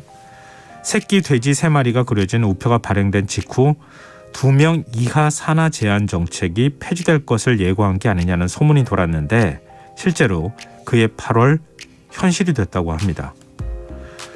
우표에 예지력이 있을 리 없는데요. 중국 정부의 통제식 행정이 만들어낸 소동일 겁니다. 하지만 마음 한구석에서는 아쉽고 서운한 마음도 들었습니다. 제가 10대 중반까지는 최 신부가 매년 연말 새해를 맞은 기념으로 신년 연화 우표를 발행했고 그럴 때마다 우표 수집을 하려는 사람들로 우체국 문턱이 달콘했거든요. 각 가정에는 우표를 수집하던 우표책 한두 권쯤은 있기 마련이었고요. 그런데 이제는 우표가 붙은 우편물을 받아본 적이 언제인지조차 기억이 나질 않으니 손글씨로 정성스럽게 글을 쓰고 우표를 붙인 편지를 받아보고 싶은 건 비단 저만의 바람일까요? 지금까지 오늘의 발견이었습니다.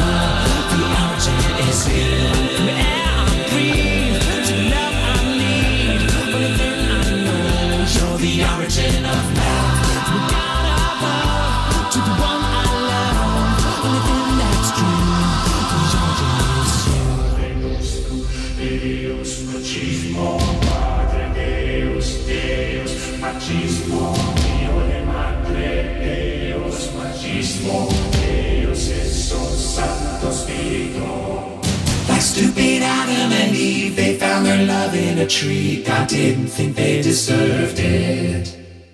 He taught them hate, taught them pride, gave them a leaf, made them hide. Let's push their stories aside. You know the origin is you. From the air I breathe to the love I need. Only then I know you're the origin of love. From God above to the one I love. Only then that's true. The origin is you. From the air I breathe to the love I need. Only then I know you're the origin of love. From God above to the one I love. Only then that's true. The origin is you.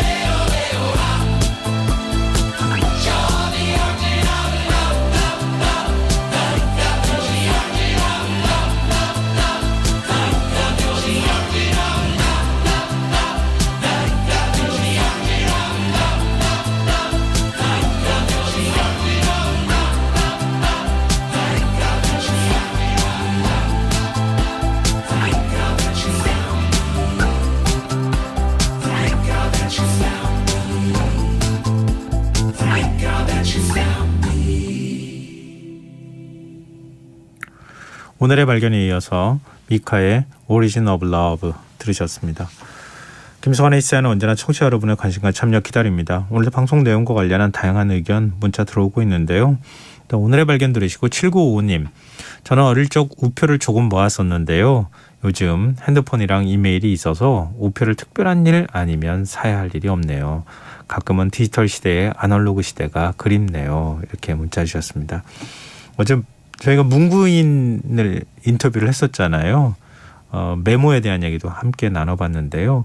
아날로그가 주는 정서, 특별함이 좀 있는 것 같아요. 그게 좀 그립기도 합니다.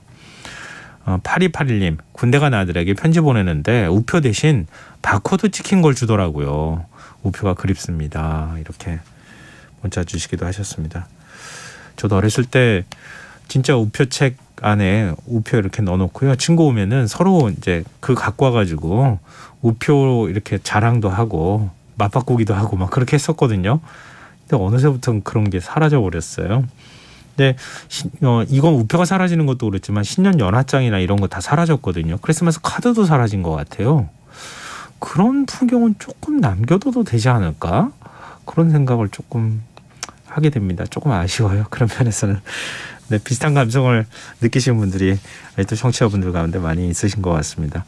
네, 문자 보내주셔서 정말 감사드리고요. 계속해서 보내주십시오. 저희가 추첨해서 당첨된 분들께 모바일 쿠폰 선물로 드리겠습니다.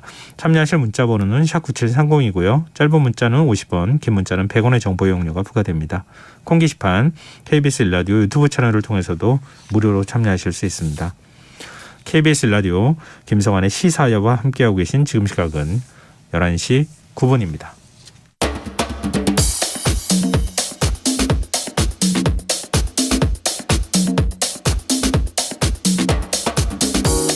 오늘 일어난 세상 곳곳의 소식들 당일 배송으로 전해드립니다. 밤철뉴스 이현경 뉴스캐스터와 함께하겠습니다. 안녕하세요. 네, 안녕하세요. 이게 무슨 얘기예요? 오늘 카카오톡이 또 접속 오류가 발생했어요. 네, 10월에 카카오 먹통 사태 있었잖아요. 네. 그리고 12월에 재발 방지 약속을 했었는데 네. 약속한 지 한 달여 만에 발생한 일이었습니다. 오늘 오후에 카카오톡이 장애가 생겨가지고 이용자들이 좀 불편을 겪었는데요. 오후 2시 9분께부터 10분 정도 카카오톡 로그인과 메시지 전송이 안 됐다고 합니다. 소셜미디어에서 보면 카카오톡이 메시지가 안 보내진다. 자동으로 앱에서 로그아웃이 됐다. 이런 불편을 호소하는 글들이 계속 올라오고요. 비슷한 네. 시기에 요즘은 그냥 메신저로만 쓰는 게 아니라 연계된 여러 가지 서비스를 같이 쓰고 그렇죠. 있기 때문에 네. 카카오페이가 결제가 안 된다라는 글들도 있었는데요. 카카오페이 자체 시스템 장애가 아니라 네트워크 연결 오류라고 설명을 했습니다. 장애가 이제 나온 즉시 10분 만에 장애 문제를 해결했다라고 설명을 했고 원인은 잠깐 제가 말씀드린 것처럼 네트워크의 오류의 발생에 따른 것으로 추정이 된다라고 설명을 했는데 오류를 이제 카카오에서 인지한 즉시 긴급 점검을 해서 지금 다 정상화된 상황이고 네트워크 위치라든지 지금은 기계 장치의 오류라고 카카오에 설명을 하고 있는데 네. 세부적인 내용은 좀 더 들여다봐야 되고 또 하나는 이제 그전에 있었던 그 데이터 센터의 화재와 관련돼서 혹시 깨끗하게 다 정리가 안 돼서 혹시 이런 문제가 생긴 거 아닌가? 이런 의심도 있을 수 있잖아요. 그런 것과는 전혀 상관이 없는 문제다. 이렇게 설명을 했어요. 근데 뭐 어쩌다 한번 그러면 모르겠는데 지난번 이제 대규모 먹통 사태가 발생한 지 3개월밖에 안 됐는데 또 이런 일이 발생한 거 아니에요?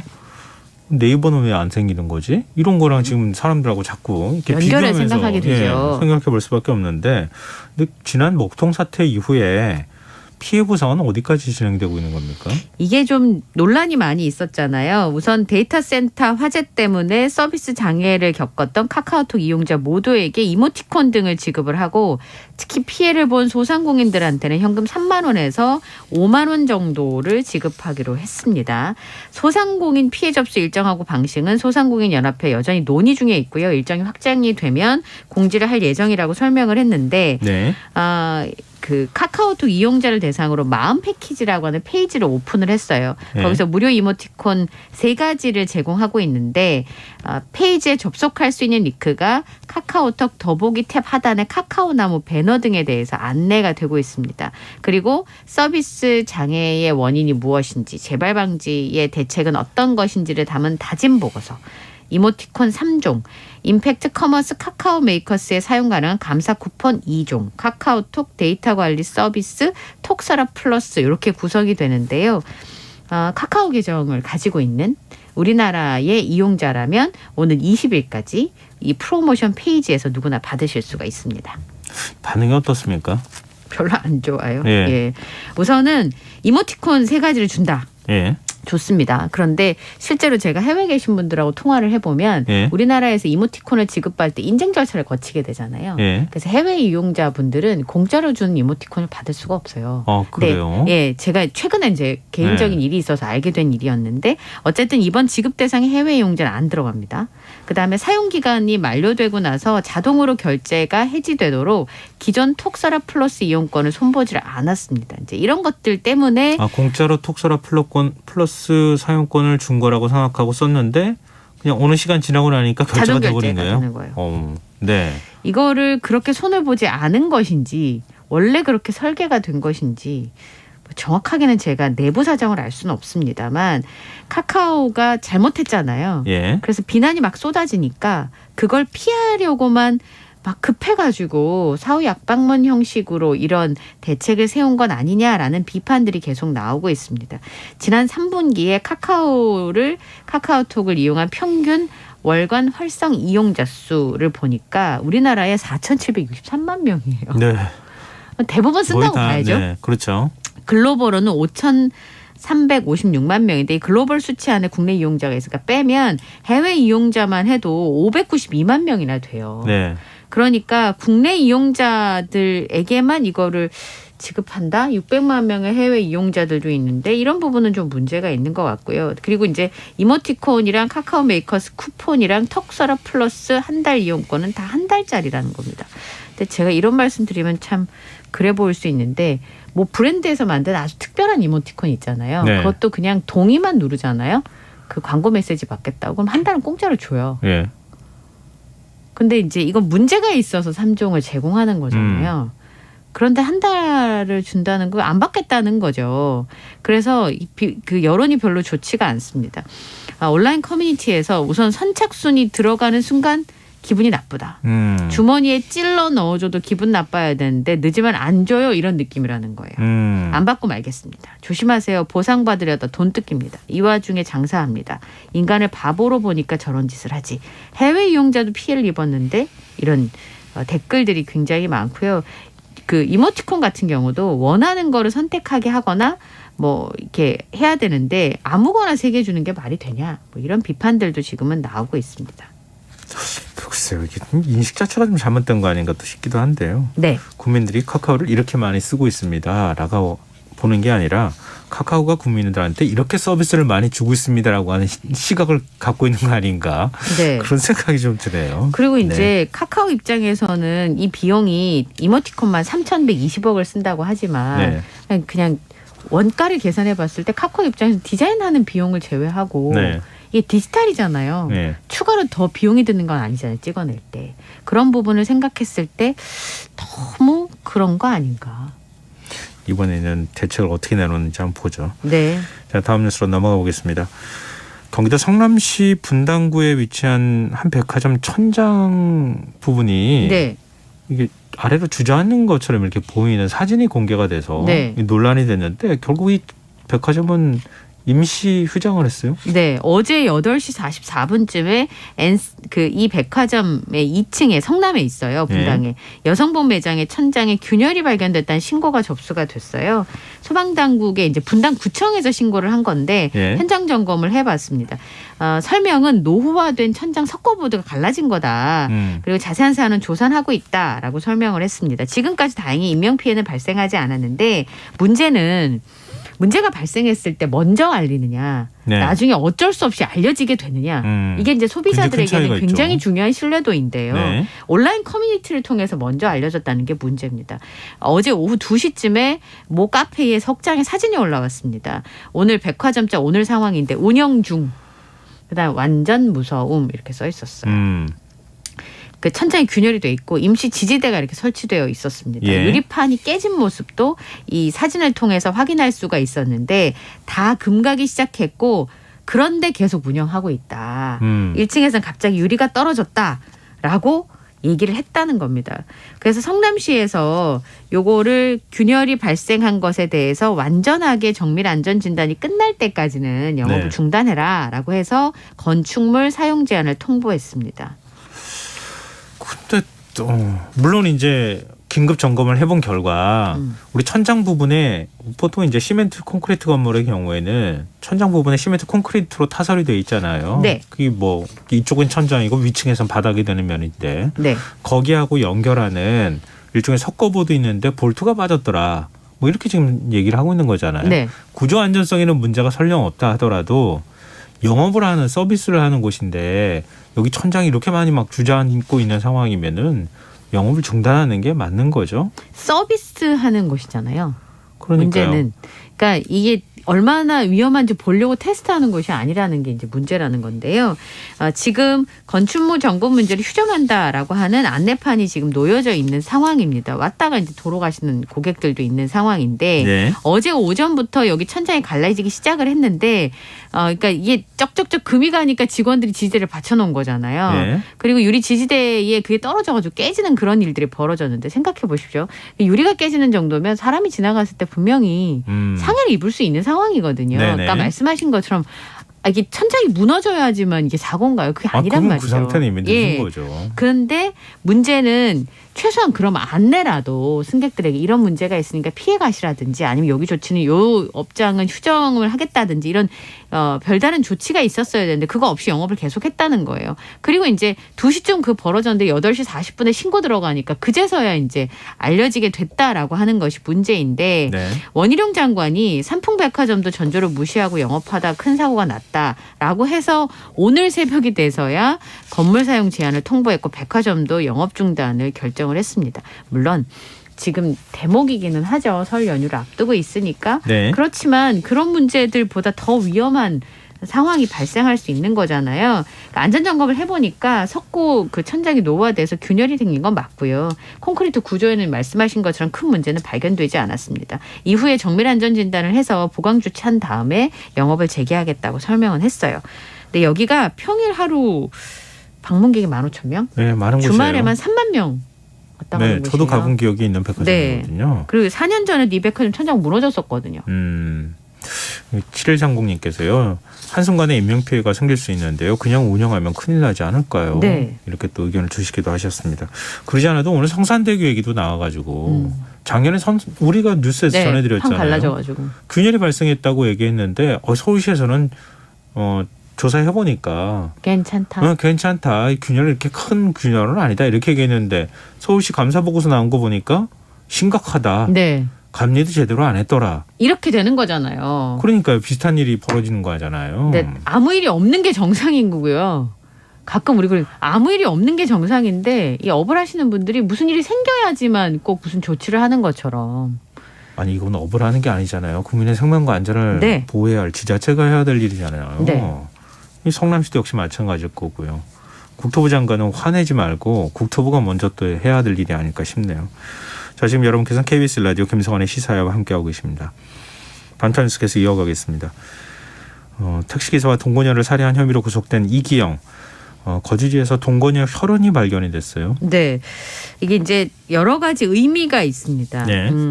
거주지에서 발견된 혈흔이 비산흔이라고 하는 보도가 나왔어요. 네. 비산흔이라고 하는 게 충격이 있을 때 몸에 상처가 발생한 피가 확 튀는. 그러니까 특정한 상황을 연상할 수 있는 상황을 이제 볼 수 있는 흔적인 거죠. 똑같이 혈흔이라고 하더라도. 뭔가 상해를 입혔다고 하는 증거가 될 수 있다. 그렇죠. 이런 거군요. 예. 충격이 격렬함 정도를 가늠해 볼 수가 있는 건데 지금 현재는 아직까지 시신을 못 찾고 있는 상황이니까 예. 동거녀의 살해 혐의를 인증하기가 좀 어렵지 않겠냐는 전망이 있었습니다. 그런데 수사기관이 이런 유력한 범행 증거를 지금 찾고 있기 때문에 택시기사를 살해한 혐의 그리고 동거녀를 살해한 두 가지 살인 사건에 대해서 유죄를 이끌어낼 가능성이 굉장히 커진 것으로 보여집니다.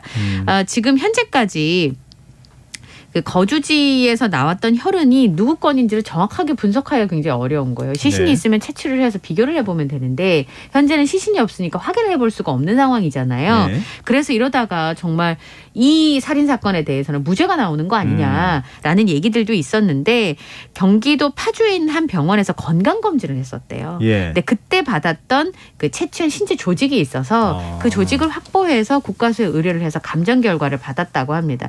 그러면 이 이기영의 거주지에서 나온 혈흔은 전 동거녀의 혈흔으로 확인이 됐으니까 네. 살인 혐의를 입증하는데 어느 정도 가능하지 않겠는가 이렇게 예상을 하고 있고요. 8월 달에 살해할 당시에 홧김에 둔기를 던졌는데 예. 맞고 쓰러졌다라는 취지의 진술을 한 바 있다고 합니다. 그 둔기는 뭐라고 구체적으로 설명을 하기도 했다고 하는데요. 그런데 그냥 상식적으로 봤을 때 어떤 무거운 장비를 던져서 성인이 한 번에 목숨을 잃을 가능성이 얼마나 있을까요? 없죠. 네, 그래서 아마 네. 이기영의 진술이 허위일 가능성도 있다라고 경찰에서는 지금 보고 있고요.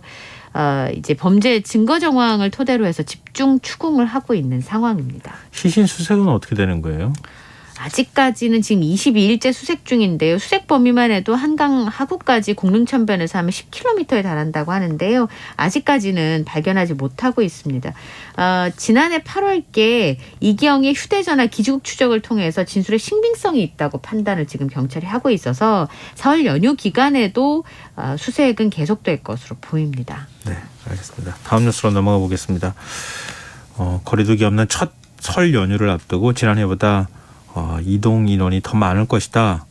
이런 예측이 나왔어요. 네. 그러면 귀경 시간 더 길어지는 거 아닙니까? 근데 이게 약간 상대성 이론 같잖아요. 내려갈 땐 길어도 괜찮은데 올라올 때 길면 그렇죠. 진짜 너무 굉장히 힘들잖아요. 괴롭죠. 네. 참 희한해요. 그렇죠? 네. 네, 설 연휴에 가장 혼잡한 날은 당연히 설 전날 오전, 돌아온 날은 다음 날 오후가 제일 붐빌 것으로 예상이 되고요. 이제 문제는 10명 중에 9명이 승용차를 이용할 거라는 게 이제 걱정스러운 대목인데요. 설 연휴 특별교통 대책 기간이 오는 금요일부터 다음 주 화요일까지입니다. 그러니까 20일부터 24일까지인데 이 기간 동안 2,648만 명이 움직인대요. 그러니까 하루 530만 명이 이동한다라는 예측이 나왔습니다. 승용차가 91.7% 두려워하지 마시고요. 버스가 3.8%, 철도가 3% 순인데요. 서울 광주는 승용차를 기준으로 7시간 40분, 서울 부산은 8시간 40분. 예측보다는 더 길어진 것 같은데요, 시간이. 네, 그리고 돌아오는 길이 부산 서울 8시간 15분. 저 부산 갈 때 2시간 반이면 가거든요. 요즘 KTX 타고. 그리고 광주에서 서울 같은 경우는 6시간 35분으로 예측을 하고 있고요. 귀성길은 설 전날인 오전 10시부터 11시, 귀경길은 설 다음 날과 그 다음 날 오후 2시부터 3시 사이를 선호한다는 결과가 나왔는데 요 기간 동안에 굉장히 많은 여행객이 몰리면서 굉장히 교통 혼잡이 심할 것 같아요. 이 명절 때는요, 전 국민 두뇌 싸움을 해요. 새벽 몇 시에 출발해야지 될까. 맞아요. 내비상으로 지금 시간이 이렇게 나오는데 한 2시쯤 막 이렇게. 이 시간을 어떻게 피해가면 좋을까. 근데 아무리 머리 굴려도 마찬가지인 것 같더라고요. 그러니까, 저는. 그렇죠. 너무 많은 사람이 한꺼번에 530만 명이 하루에 움직인다고 생각하시면. 예. 좀 교통량을 분산할 대책은 없습니까? 아무래도 이제 그 여러 가지 방안이 나왔는데 우선 경부고속도로의 경우에는 동해옥천 3.5km 구간이 지금 4차로에서 6차로로 확장 개통이 되고요. 네. 광주 외곽 순환도로의 경우는 남광산 난들목에서 남장성 분기점까지가 신설 개통이 됩니다. 국도 19호선은 영동보은 등의 7개 구간이 22.55km가 임시 개통이 되고요. 네. 갓길 차로가 평시에는 이제 고속도로 갓길차로 47개 구간 255.9km 외에 승용차 전용 임시 갓길 차로를 24개 구간 59.6km를 추가로 운영을 합니다. 그리고 버스 전용 차례를 좀 연장하는데요. 아침 7시부터 다음날 새벽 1시까지 4시간 연장 운영을 하게 됩니다. 그리고 20일부터 24일까지 경부고속도로 한남대로 남단에서 신탄진 구간 141km군. 상상이 막 되네요. 차가. 영동고속도로 신갈분기점에서 호법 구간 26.9km 상하행선 버스용 차로가 연장 운행이 될 예정입니다. 근데 아무래도 교통 안전에 유의해야겠죠. 아유, 그럼요. 예. 예, 특별히 이제 요 기간 동안에는 똑같이 사고가 나도 생명을 잃는 사람 숫자가 많아진다는 게 문제인데요. 5년 동안 교통사고 100건당 인명피해가 149명인데 설 연에는 180명이래요. 가족들이 같이 움직이시니까 네네. 특별히 주의를 하셨으면 좋겠고요. 시간대는 오후 6시쯤이 제일 많다고 합니다. 그 시간이 조금 피곤하실 수 있는 시간인 것 같아요. 그리고 교통사고의 55.3%는 도로교통법상 안전의무 불이행이 제일 많고 신호위반, 안전거리 미확보 등의 순이었습니다. 그러니까 음주운전 때문에 교통사고 나거나 인명피해 비율도 평소보다 훨씬 더 높으니까 주의하시고 저 블랙아이스 말씀드렸잖아요. 네. 눈서리가 내리는 길 수 있는 기간이잖아요. 설 연휴는 특별히 그런 부분에 있어서 차량 간의 거리를 좀 잘 지키시는 게 필요할 것 같습니다. 그리고 교통사고를 예방할 때 제일 좋은 건 충분히 안전거리 확보하시고 졸음운전 100% 그럼요. 8시간 넘게 졸음운전. 운전하면 그럼요. 네, 그러니까 무조건 졸리시면요. 세워서 주무시고 조금만 주무시면 되거든요. 교대 운전을 하거나 이런 네. 방법도 있을 수 있으니까요. 네, 그런 방법을 쓰시면 좋을 것 같고요. 어린이들은 카시트 안 타려고 그러거든요. 특히나 거리가 멀기 때문에 아이들이 굉장히 짜증을 많이 낼 수밖에 없어요. 그래도 체형에 맞는 카시트를 사용하셔야 아이가 안전하니까 그런 부분들 기억을 해 두시면 좋겠습니다. 네. 뭐든지 안전이 제일 우선입니다. 네. 네. 마지막이었습니다. 설날이 오는 22일부터 운전자는 우회전하기 전에 무조건 일시 정지를 해야 한다고 하는데 네. 무조건이라고 하는 것 때문에 참 많은 분들이 헷갈렸잖아요. 네. 위반 시 벌금이 꽤 커요. 네, 그렇습니다. 네. 어기시면 범칙금 6만 원에 벌점 15점이에요. 승용차를 벌점이 더 기준으로 오히려 했을 때. 무섭네요. 네. 우선 우회전 신호등이 있는 곳이 있습니다. 그때는 이제 녹색 화살표 불이 들어오면 우회전하셔야 되고요. 네. 그냥 가시면 큰일 납니다. 그리고 우회전 신호등이 없을 때는 차량 신호등이 적색일 때 일시정지 한 다음에 우회전. 무조건 일시 정지를 네, 해야 무조건 일시 정지한 다음에 네. 우회전 하시면 되는데 실제로 시범 운영을 해보니까 확실히 보행자들의 안전을 향상시켜준다는 결과가 나왔고요. 이 첫 번째 횡단보도 앞에 일시 정지를 준수하는 게 보니까 우회전 신호등이 없을 때는 10.3%밖에 안 되는데 네. 이게 설치 신호등을 하고 나니까 89.7%가 신호를 지키더라라는 겁니다. 대신에 이제 대기 행렬은 훨씬 더 좀 길어질 수밖에 없는 상황인데요. 어쨌든 이 우회전 신호등을 설치하는 기준들이 다 있어요. 예. 그러니까 그 차량의 충돌이 자주 일어난다거나 아니면 1년에 3번 이상 우회전 교통사고가 발생했다거나 대각선 횡단보도가 있다거나 좌측에서 접근한 차량이 좀 확인하기 어렵다거나 하는 곳에다 이제 아까 말씀드렸던 우회전 신호등을 설치하게 되는데 네. 뭐 아시다시피 신호 위반하시면 승합차 7만 원, 승용차 6만 원, 이륜차 4만 원입니다. 일단은 무조건 조심하시는 게 좋습니다. 그럼요. 예. 이건 뭐 범칙금의 문제가 아니고요. 안전의 문제인 거니까요. 예, 이게 몸에 배워야 될 것 같아요. 맞아요. 저도 좀 그런 생각이 들더라고요. 네. 자, 오늘 밤참수 여기까지 하겠습니다. 지금까지 이현경 뉴스캐스터와 함께했습니다. 고맙습니다. 감사합니다.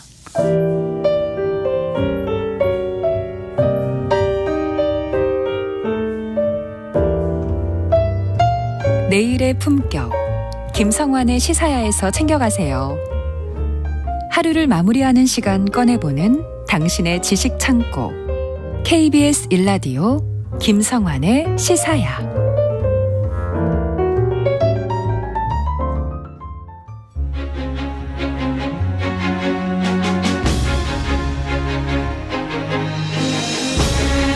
청취자 여러분들은 혹시 지난 1월 8일이 어떤 날이었는지 아십니까?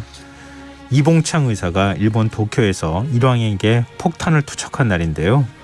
최근 이봉창 의사가 한인 애국단 입단식과 거사 선서식을 하면서 목에 걸었던 선서문이 보물로 지정되었다는 소식이 전해지기도 했습니다. 흔적 역사, 오늘은 이봉창 의거의 의미를 되새겨보는 시간 마련했습니다. 경향신문 이기환 히스토리텔러 나와 계십니다. 안녕하세요. 안녕하세요. 네, 네. 이 보물로 지정된 이 선서문에 어떤 글귀가 쓰여 있습니까? 이런 내용입니다. 나는 진심으로 조국의 독립과 자유를 회복하기 위해서 한인 애국단이 일원이 되어 적국의 수계를 도력하기로 맹세하나이다라고 그렇게 쓰여 있습니다. 충분히 보물로 지정될 만하다. 네. 문구를 보니까 이런 네. 생각이 네. 드는데요. 윤봉길 의사 선서문하고 거의 내용이 같습니까? 예, 뭐 두 분 다 그 한인 애국단원이고 예. 거사를 앞두고 작성한 거라 내용은 비슷한데요. 다만 다른 문구가 있는 게 뭐냐면 이봉창 의사는 그 적국의 수계 즉 일왕으로 그리고 예. 윤봉길 의사는 적의 장교 즉 그 시라과 유시노리 일본군 상하이 주둔군 사령관을 이제 그 도륙의 대상을 분명히 했죠. 그런데 이번에 배포된 이봉창 의사 선서문 보물지도 지정하면서 그 보도자를 보면 네. 약간 좀 낯선 그런 이봉창 의사의 사진이 첨부되어 있더라고요. 이봉창 의사 사진이라고 하면은 이렇게 양손에 수류탄 들고 네. 이렇게 웃고 있는 장면 아니에요? 그렇습니다. 그래서 어릴 적부터 뭐 온갖 인쇄 매체 등에 소개된 이봉창 의사의 시그니처 이미지가 바로 그거죠. 그러니까 이번에 보도자료에 뭐 있는 거는 그 이봉창 의사의 다른 사진이 첨부가 돼 있더라라는 거여서 예. 그 수류탄을 들고 있는 것은 똑같은데 굉장히 흐릿하고 얼굴 표정도 뭔가 좀 이렇게 그 굳어 있나 그럴까요? 좀 무표정 그런 사진이 좀 그 첨부돼 있더라고요. 왜 그런 거죠? 왜 이런 사진을 첨부했습니까? 우리가 알고 있는 수류탄 들고 밝게 웃고 있는 사진을 이렇게 한번 가만히 보시면 예. 뭔가 좀 이상하다는 어색하다는 느낌을 줘요. 그러니까 자세히 보면 얼굴에 이렇게 보면 목선도 이렇게 없는 것 같고 그다음에 양손이라든가 그 양손에 든 수류탄 같은 것도 뭔가 그 사진이 아니라 뭔가 손으로 그린 듯한 느낌을 주거든요. 그래서 이것이 나중에 보니까 결국은 합성 사진이었다라는 것이 연구자의 이제 연구 결과 나온 거죠. 그거를 지금까지도 진짜로 알고 있었던 겁니다. 제가 지금 사진 띄워가지고 보고 있는데요. 네. 진짜로 그러네요. 왜 이런 생각을 못했을까 하는 생각이 드는데요. 이게 그림자도 없는 사진인데 합성 사진이 어떻게 지금까지 통용될 수 있었던 겁니까? 예. 현존하는 이봉창 의사 사진은 한 4장 정도 됩니다. 그러니까 이봉창 의사가 거사 직전에 한 3장 정도의 사진을 찍은 것으로 추정이 되거든요. 그것이 하나가 1931년 12월 13일 날 그러니까 아까 얘기했던 한인 애국단 입단식과 선서식 때 그러니까 수류탄을 들고 찍은 사진 그게 한 장이 있습니다. 이 사진은 초점이 맞지 않아서 흐릿한데요.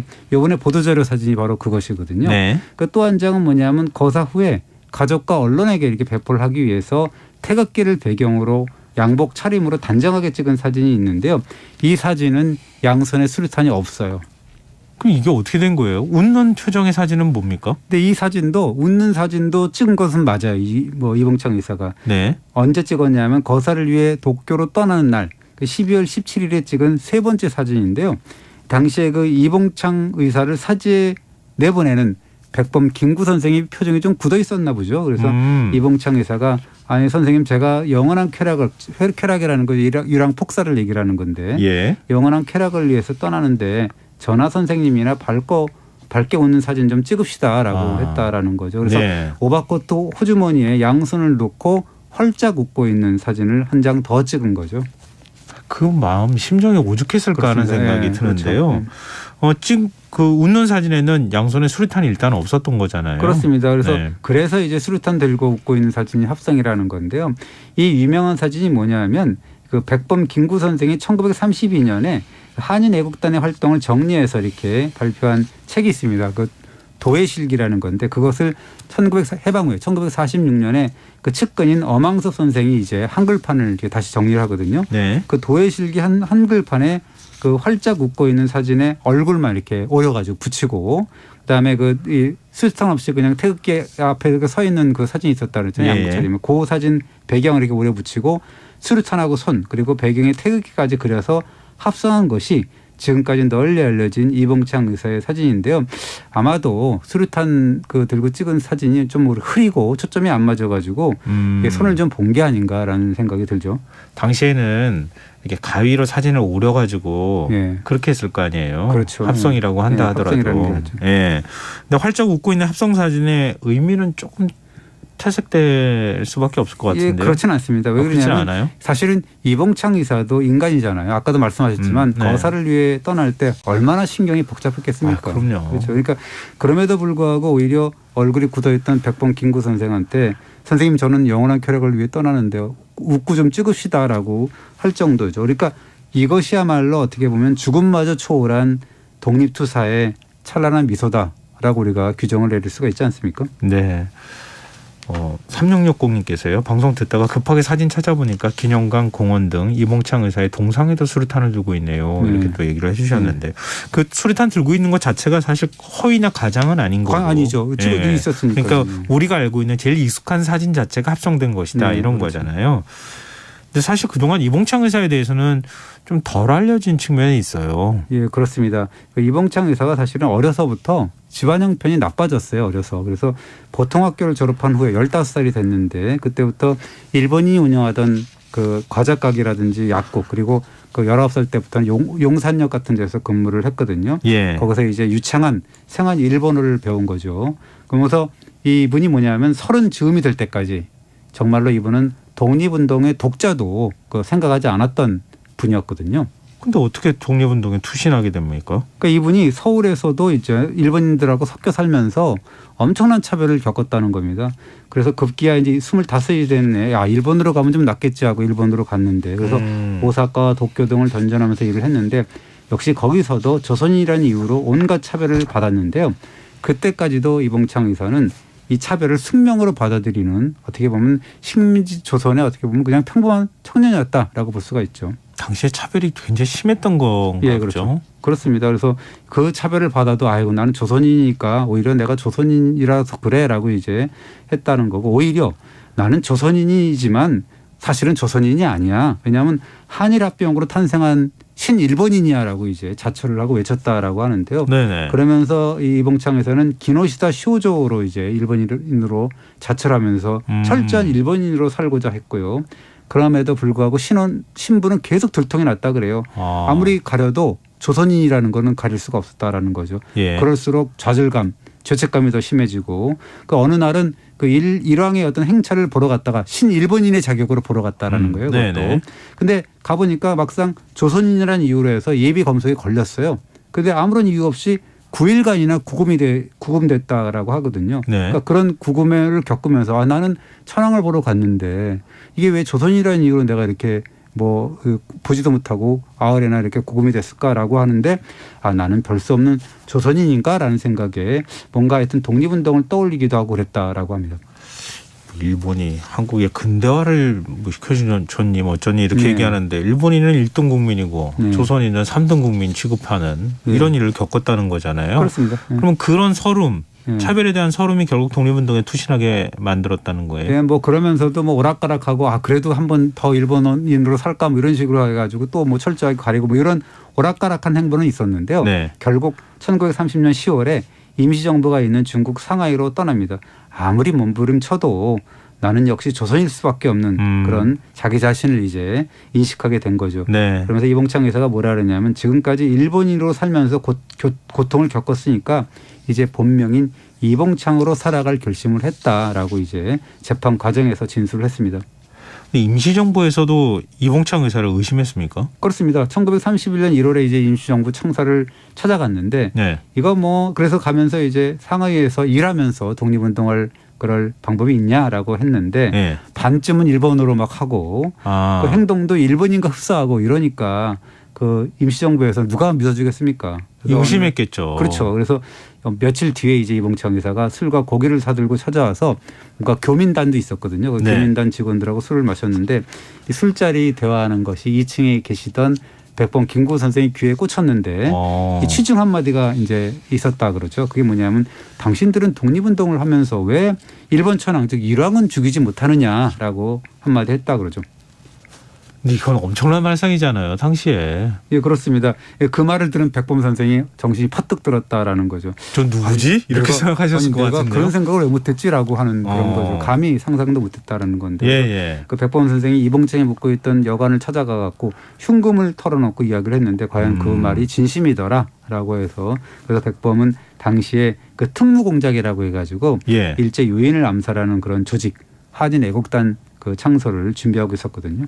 근데 이봉창 의사가 그러면은 한인 애국단 1호 단원이었어요? 그렇습니다. 뭐 그러면서 이봉창 의사가 백범에게 그렇게 말했다 그러죠. 아까도 쾌락 얘기가 나왔지만 예. 인생의 목적이 쾌락이라면 지난 31년 동안 육신의 쾌락은 제가 다 맛봤습니다. 이제는 영원한 쾌락을 꿈꾸면서 독립은 사업에 헌신하고 싶다라고 했고요. 그래서 역시 이제 또 일본인으로 위장하고 살면서 틈틈이 임시정부 사무실을 찾아왔는데 또 이게 술에 취하면 일본 노래 막 유창하게 부르고 놀고 그래가지고 외연가민이 일본 연가민이 뭐 그런 그 별명도 얻었고 그다음에 일본 옷에 계다 차림으로 또 이게 또 임시정부 청사를 막 들어오기도 하니까 이동영 같은 선생 같은 분들은 네. 임시정부 요원들은 아니 뭐 저런 그 한인인지 일본인인지 도대체 행색이 불명한 자를 저렇게 출입시키냐라고 못마땅했다고 그러는데요. 백범 선생이 제가 다 생각하는 바가 있습니다라고 무마시켰다라고 하죠. 어디서 족보도 없는 이렇게 그렇죠. 그 당시에는 그렇죠. 그렇게 근본도 모르는 뭐 이렇게 나오는 거죠. 근데 백범 선생만은 믿어줬다는 거잖아요. 그렇습니다. 백범이 그 이봉창 의사의 의중을 계속 이제 탐색을 했는데 그때마다 이봉창 의사는 폭탄이 있으면 지금 당장이라도 결행하겠다라고 다짐을 했고요. 네. 이렇게 얘기를 했다 그러죠. 저는 더 사는 것도 흥미가 없습니다. 오히려 빨리 죽고 싶다. 그리고 저는 무슨 일이든 중간에 이렇게 흐지부지하는 거는 절대 싫어한다라고 하는데 그 이봉창 의사의 성격이 그대로 나오는 거죠. 좀 당장 보내달라. 예, 당장. 내가 빨리 가면 보내주기만 하면 내가 결행하겠다 이렇게 얘기한 거네요. 예, 그렇습니다. 근데 이제 거사 자금이 잘 이렇게 마련이 안 돼가지고 이제 차일피일하다가 해외 동포들의 송금을 해서 그 1931년 11월에 이제 결국 거사 자금이 다 마련이 됐다 그러죠. 그래서 그 계획이 일사천리로 진행이 됐는데 뭐 아까 얘기했던 입단식, 선서식, 기념사진 촬영 이런 것들이 일사천리 끝내고 12월 17일 날 상하이를 떠나서 22일 날 닷새 만에 도쿄에 도착을 하는데요. 그러면서 이봉창 의사는 1월 8일 날 도쿄의 요요기 연병장에서 일왕이 참석하는 열병식, 육군 열병식이 열린다는 소식을 듣게 되는데요. 네. 그 소식을 듣고 나서 이봉창 의사가 백범 선생한테 이제 전보를 보냈는데 상품은 1월 8일 날 꼭 팔릴 터이니 안심하라라는 암호 전보를 보낸다 그럽니다. 근데 일왕한테 폭탄을 던질 생각을 하는데 어떻게 혼자서 합니까? 그러니까요. 같이 돕는 사람도 있지 않았을까요? 그러니까요. 그것이 이봉창 의사의 의거에 어떻게 보면 관전 포인트라고 할 수가 있는데요. 네. 거사일까지 도와줄 동지 한 사람도 없었어요. 혼자 행동을 했거든요.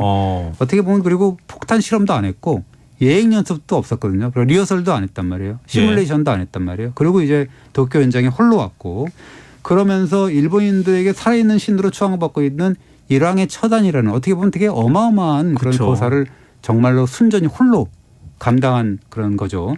솔직히 얼마나 외롭고 두려웠겠습니까? 예. 오죽하면 이봉창 의사가 이 기륭을 알아보기 위해서 내가 진짜 이거 하는 거가 되나 하면서 일종의 점괘, 제비뽑기를까지 했다 그러는데 그 결과가 보니까 길이로 나왔다 그래요. 길조로. 그래서 기뻐가지고 마음속으로. 그래서 이 점괘가 적힌 종이를 백범 선생한테 보내줬거든요. 그것이 지금 유물로 남아 있습니다. 하루에도 얼마나 마음이 12번씩 바뀌었겠어요. 그렇습니다. 이거 내가 하는 게 맞는 건가? 네. 하면 성공할까? 아니야. 뭐 이렇게 왔다 갔다. 그렇죠. 그게 사람인 거잖아요. 저 같으면은 그 압박감 때문에 도망갔을 것 같아요. 진짜로 그랬을 것 같아요. 아니요. 안 그러셨을 수도 있어요. 그럴까요? 저는 아닙니다. 그러니까 이봉창에서는 꿋꿋하게 버텼는데 마침내 1월 8일 날 일왕이 참석하는 열병식이 열렸고요. 그런데 일왕이 행사를 마치고 돌아오는 귀가하는 그 순간까지도 경계가 너무 삼엄해가지고 동선을 계속 놓친 거예요. 그래서 택시도 타고 막 그랬는데 거기 뭐 택시도 멀리 못 가니까 그래서 실패할 뻔했는데 겨우 지름길을 쫓아서 따라잡았는데요. 그러면서 이봉창 의사가 궁성이 입구문 중에 하나인 사쿠라다몬이라고 하는 데인데요. 경시청 앞에 있거든요. 그쪽으로 돌아오는 일왕을 향해서 딱 보고서 기다리고 있다가 심호흡을 한번 한 다음에 그 수류탄을 투척을 했다라고 합니다. 이제 안타깝게도 이거는 뭐 실패로 돌아간 거죠. 그렇습니다. 첫 번째 마차에 일왕이 타고 있었는데 착각을 했습니다. 사람이 이렇게 한 사람인가 그렇게 없었다 그러죠. 그래서 저건 아닐 거야라고 했는데 결국 그 자리에 거기서 있었다라는 거고요. 잘못 알고 두 번째 마차 쪽으로 던졌는데 거기에는 이제 그 국내부 대신이 타고 있었다 그러는 건데 그쪽으로 던지니까 요란한 굉음을 터뜨리면서 터지긴 터졌는데 조금 폭탄의 위력도 좀 약했다라고 하죠. 그래서 나중에 그 윤봉길 의사 폭탄 만들 때는 굉장히 성능이 좋은 걸로 요거 때문에 잘못해가지고 그랬다라고 하는데요. 마차는 부서졌는데 그러면서 이제 일왕 행렬이 아수라장이 되었지만 일왕 처단은 미완으로 끝난 거죠. 이봉창 의사는 현장에서 체포됐습니까? 그렇습니다. 거사 직후에 그 이봉창 의사의 행동도 신금을 울리는데요. 일본 경찰이 엉뚱한 사람을 잡았다 그러죠. 그러니까 일본 엉뚱하게 잡힌 사람이 나는 아니라고 얘기를 했는데 이봉창 의사가 그 경찰한테 그 사람이 아니다. 나다 나 그렇게 이제 얘기를 했다라고 하죠. 안중근 의사도 그렇게 했다 그러잖아요. 도망가지 않고 얘기했다고 하는데. 근데 사람이 본능적으로 좀 도망가려고 하는 마음이 있었을 것 같아요. 저 같으면 100% 그렇게 하겠죠. 근데 100%라 그랬어요. 이봉창 의사는 일왕 폭살의 거사를 비겁하게 그 다른 이에게 전가시킬 수 없었다라고 이제 진술을 했어요. 경황이 없는 중에도 대의를 지켜낸 건데요. 만약 그때 내가 아니야, 내가 그 사람이야라고 말했다든가 혹은 몸을 피했다든가 그랬다 그러면 오히려 의거의 의미가 조금이나마 퇴색되지 않았을까라는 생각이 드는데요. 이 이봉창에서는 법정에서도 폭탄의 위력이 부족해서 목적이 달성되지 못한 것이 유감이다라고 얘기를 하고 일왕의 목숨을 빼앗고 싶었을 뿐이다라고 당당하게 진술을 했다라고 합니다. 이봉창 의사는 재판을 받을 때 대역죄인으로 취급받았다고요? 대역죄인으로 취급받았죠. 왜냐하면 일본 형법 제73조에 따라서 대역죄인은 뭐냐면 천황가, 일왕가에 위해를 가했다라는 거죠. 역모르게 했다는 거잖아요. 역모르게 했다라는 거죠. 그러면 재판을 받았죠. 그래서 그 사형은 뭐 불가피했죠. 그래서 결국은 그래서 9월 30일 날 선고 공판이 열려가지고 사형 판결을 받았는데 10일 만에 10월 10일에 그 도쿄의 이치가야 형무소에서 그 사형이 집행이 됐죠. 근데 이게 실패로 돌아가긴 했고 이봉창 의사를 일본 쪽에서 사형을 집행을 하긴 했지만 일본인들 입장에서는 엄청난 충격이었겠어요. 예, 그렇습니다. 뭐 엄청난 영향을 끼쳤고요. 이 이봉창 의거는 사실은 그 안중근 의사의 이토 히로부미 척살 그리고 이제 윤봉길 의사의 시라카 육군대장 등 폭사 의거 등과 함께 한국 독립운동사의 3대 의열투쟁으로 꼽히고 있거든요. 왜냐하면 일본의 심장부가 도쿄잖아요. 그렇죠. 거기서 일본인들이 살아있는 신으로 추앙받고 있는 일본인들로부터 그런 일왕에게 수류탄을 던진 거기 때문에 그렇습니다. 국제적으로도 여파가 컸겠어요. 그렇습니다. 일본 열도는 뭐 당연히 발칵 뒤집혔고 그래서 뭐 수상이 뭐 이렇게 그 사표까지 내고 막 그랬는데 뭐 걷어들이긴 했지만 난리가 났죠. 그 뭐 이 담당했던 사람들은 전부 다 잡혀가고 그랬다라고. 그렇죠. 경호 책임자나 경호 이런 책임자도 막 다 그랬다고 하고요. 특히나 중국의 반응이 폭발적이었어요. 이 중국 국민당 기관지 민구일보는 뭐라 그랬냐면 한인이 일왕을 저격했지만 맞추지 못했다라고 해서 미중이라고 했고 그러면서 불행히도 실패로 끝났다라고 했고요. 이 중국의 중앙일보는 뭐냐면 일본이 만주를 침략했을 때 한국 지사 이봉창이 단신으로 이 만군의 호의를 받고 있는 일왕을 저격했다라고 했지만 목적을 이루지 못했지만 미성이라고 했습니다. 이루지 못했다고 했지만 세계에서 가장 위대했고 그 사람들을 놀라게 한 소리였다라고 평가했습니다. 그러니까 성공했어야 되는데 성공하지 못했다. 아쉽다. 이런 반응이 여기 뉘앙스에 들어가 있는 거잖아요. 근데 중일 전쟁으로 비화됐다는 거는 무슨 얘기입니까? 이게 그 중국 언론의 보도 태도에 대해서 중국 내에 있던 일본인들이 방화, 뭐 살인, 연일 난동을 일으켰습니다. 특히나 불행미중이라는 표현, 즉 불행히도 맞추지 못했다라는 표현을 쓴 그 국민당 기관지 민국일보에는 일인들이 난동을 부리고 건물에 불을 지르고 난리를 피워갖고 결국은 끝내 폐간되고 마는 그런 불상사를 겪었고요. 상하이에서도 폭동이 일어나가지고 결국 일본군과 중국군의 무력 충돌로 비화가 되는데 이것이 상하이 사변이거든요. 그래서 이봉창 의거가 중국과 일본 간의 전쟁으로 확대됐다라고 할 수가 있는 거죠. 지금 0012님께서요. 홀로 거사를 행한 이봉창 의사 정말 대단하고 장합니다. 이렇게 문자 주셨고요. 5571님. 업적에 비해 많이 알려지지 않은 이봉창 의사에 대해 들려주셔서 감사해요. 흔적의 역사 기다렸습니다. 이렇게 말씀해 주셨거든요. 이봉창 의사 우리가 좀 이제 제대로 평가하고 알아야겠어요. 그렇습니다. 거사 직후에 백범 김구 선생이 한국 독립단 명의로 이란을 처단해야 되는 9가지 이유를 그 밝히는 선언문을 언론에 배포를 하는데요. 이 안중근 의사가 설파한 이토 히로부미의 15대 죄상을 연상케 하는 정말 가슴 후련한 선언문인데 그중에 핵심 내용이 뭐냐면 포악한 외적이 저지른 모든 책임이 바로 일왕에게 있고 도둑을 소탕하려면 먼저 그 수령 즉 일왕을 잡으라는 말이 있다. 그래서 처단해야 된다라는 대목이 눈에 띄죠. 일본인들이 살아있는 신으로 추앙하는 일왕을 도둑의 수령이다 이렇게 표현했다는 거잖아요. 참 비하했다고도 볼 수 있겠지만 얼마나 분개했으면 그렇게 했을까도 싶네요.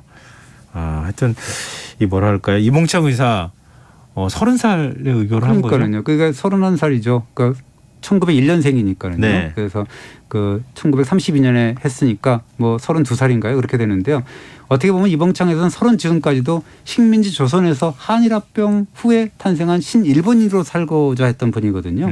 그런데 일본의 대역죄인이 되고 또 결국은 한국의 독립투사로 목숨을 바치게 됐지 않습니까? 그분을 한국의 독립투사로 만든 사람은 일제거든요. 결국 일제 자업자득이죠. 그렇게 차별을 했기 때문에 그렇습니다. 네, 흔적 역사 오늘 여기서 마무리하겠습니다. 경향신문 이규환 히스토리텔러였습니다. 고맙습니다. 감사합니다. 김성환의 시사 오늘 순서 여기서 마칩니다. 모바일 쿠폰 당첨자는 홈페이지 공지사항에서 확인하실 수 있습니다. 편안한 밤 되십시오.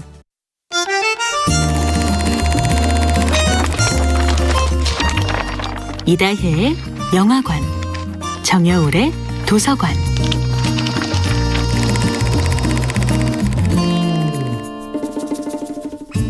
안녕하세요. 여러분과 아름답고 풍요로운 책 이야기를 나누고 있는 작가 정여울입니다. 이번 주에 함께하는 작품은 김애란의 소설 좋은 이웃입니다. 주희는 아기를 유산하는 고통을 겪은 뒤 독서 지도교사로 새로운 시작을 결심합니다. 그 일은 주희의 자존감의 원천이 되어가고 있습니다.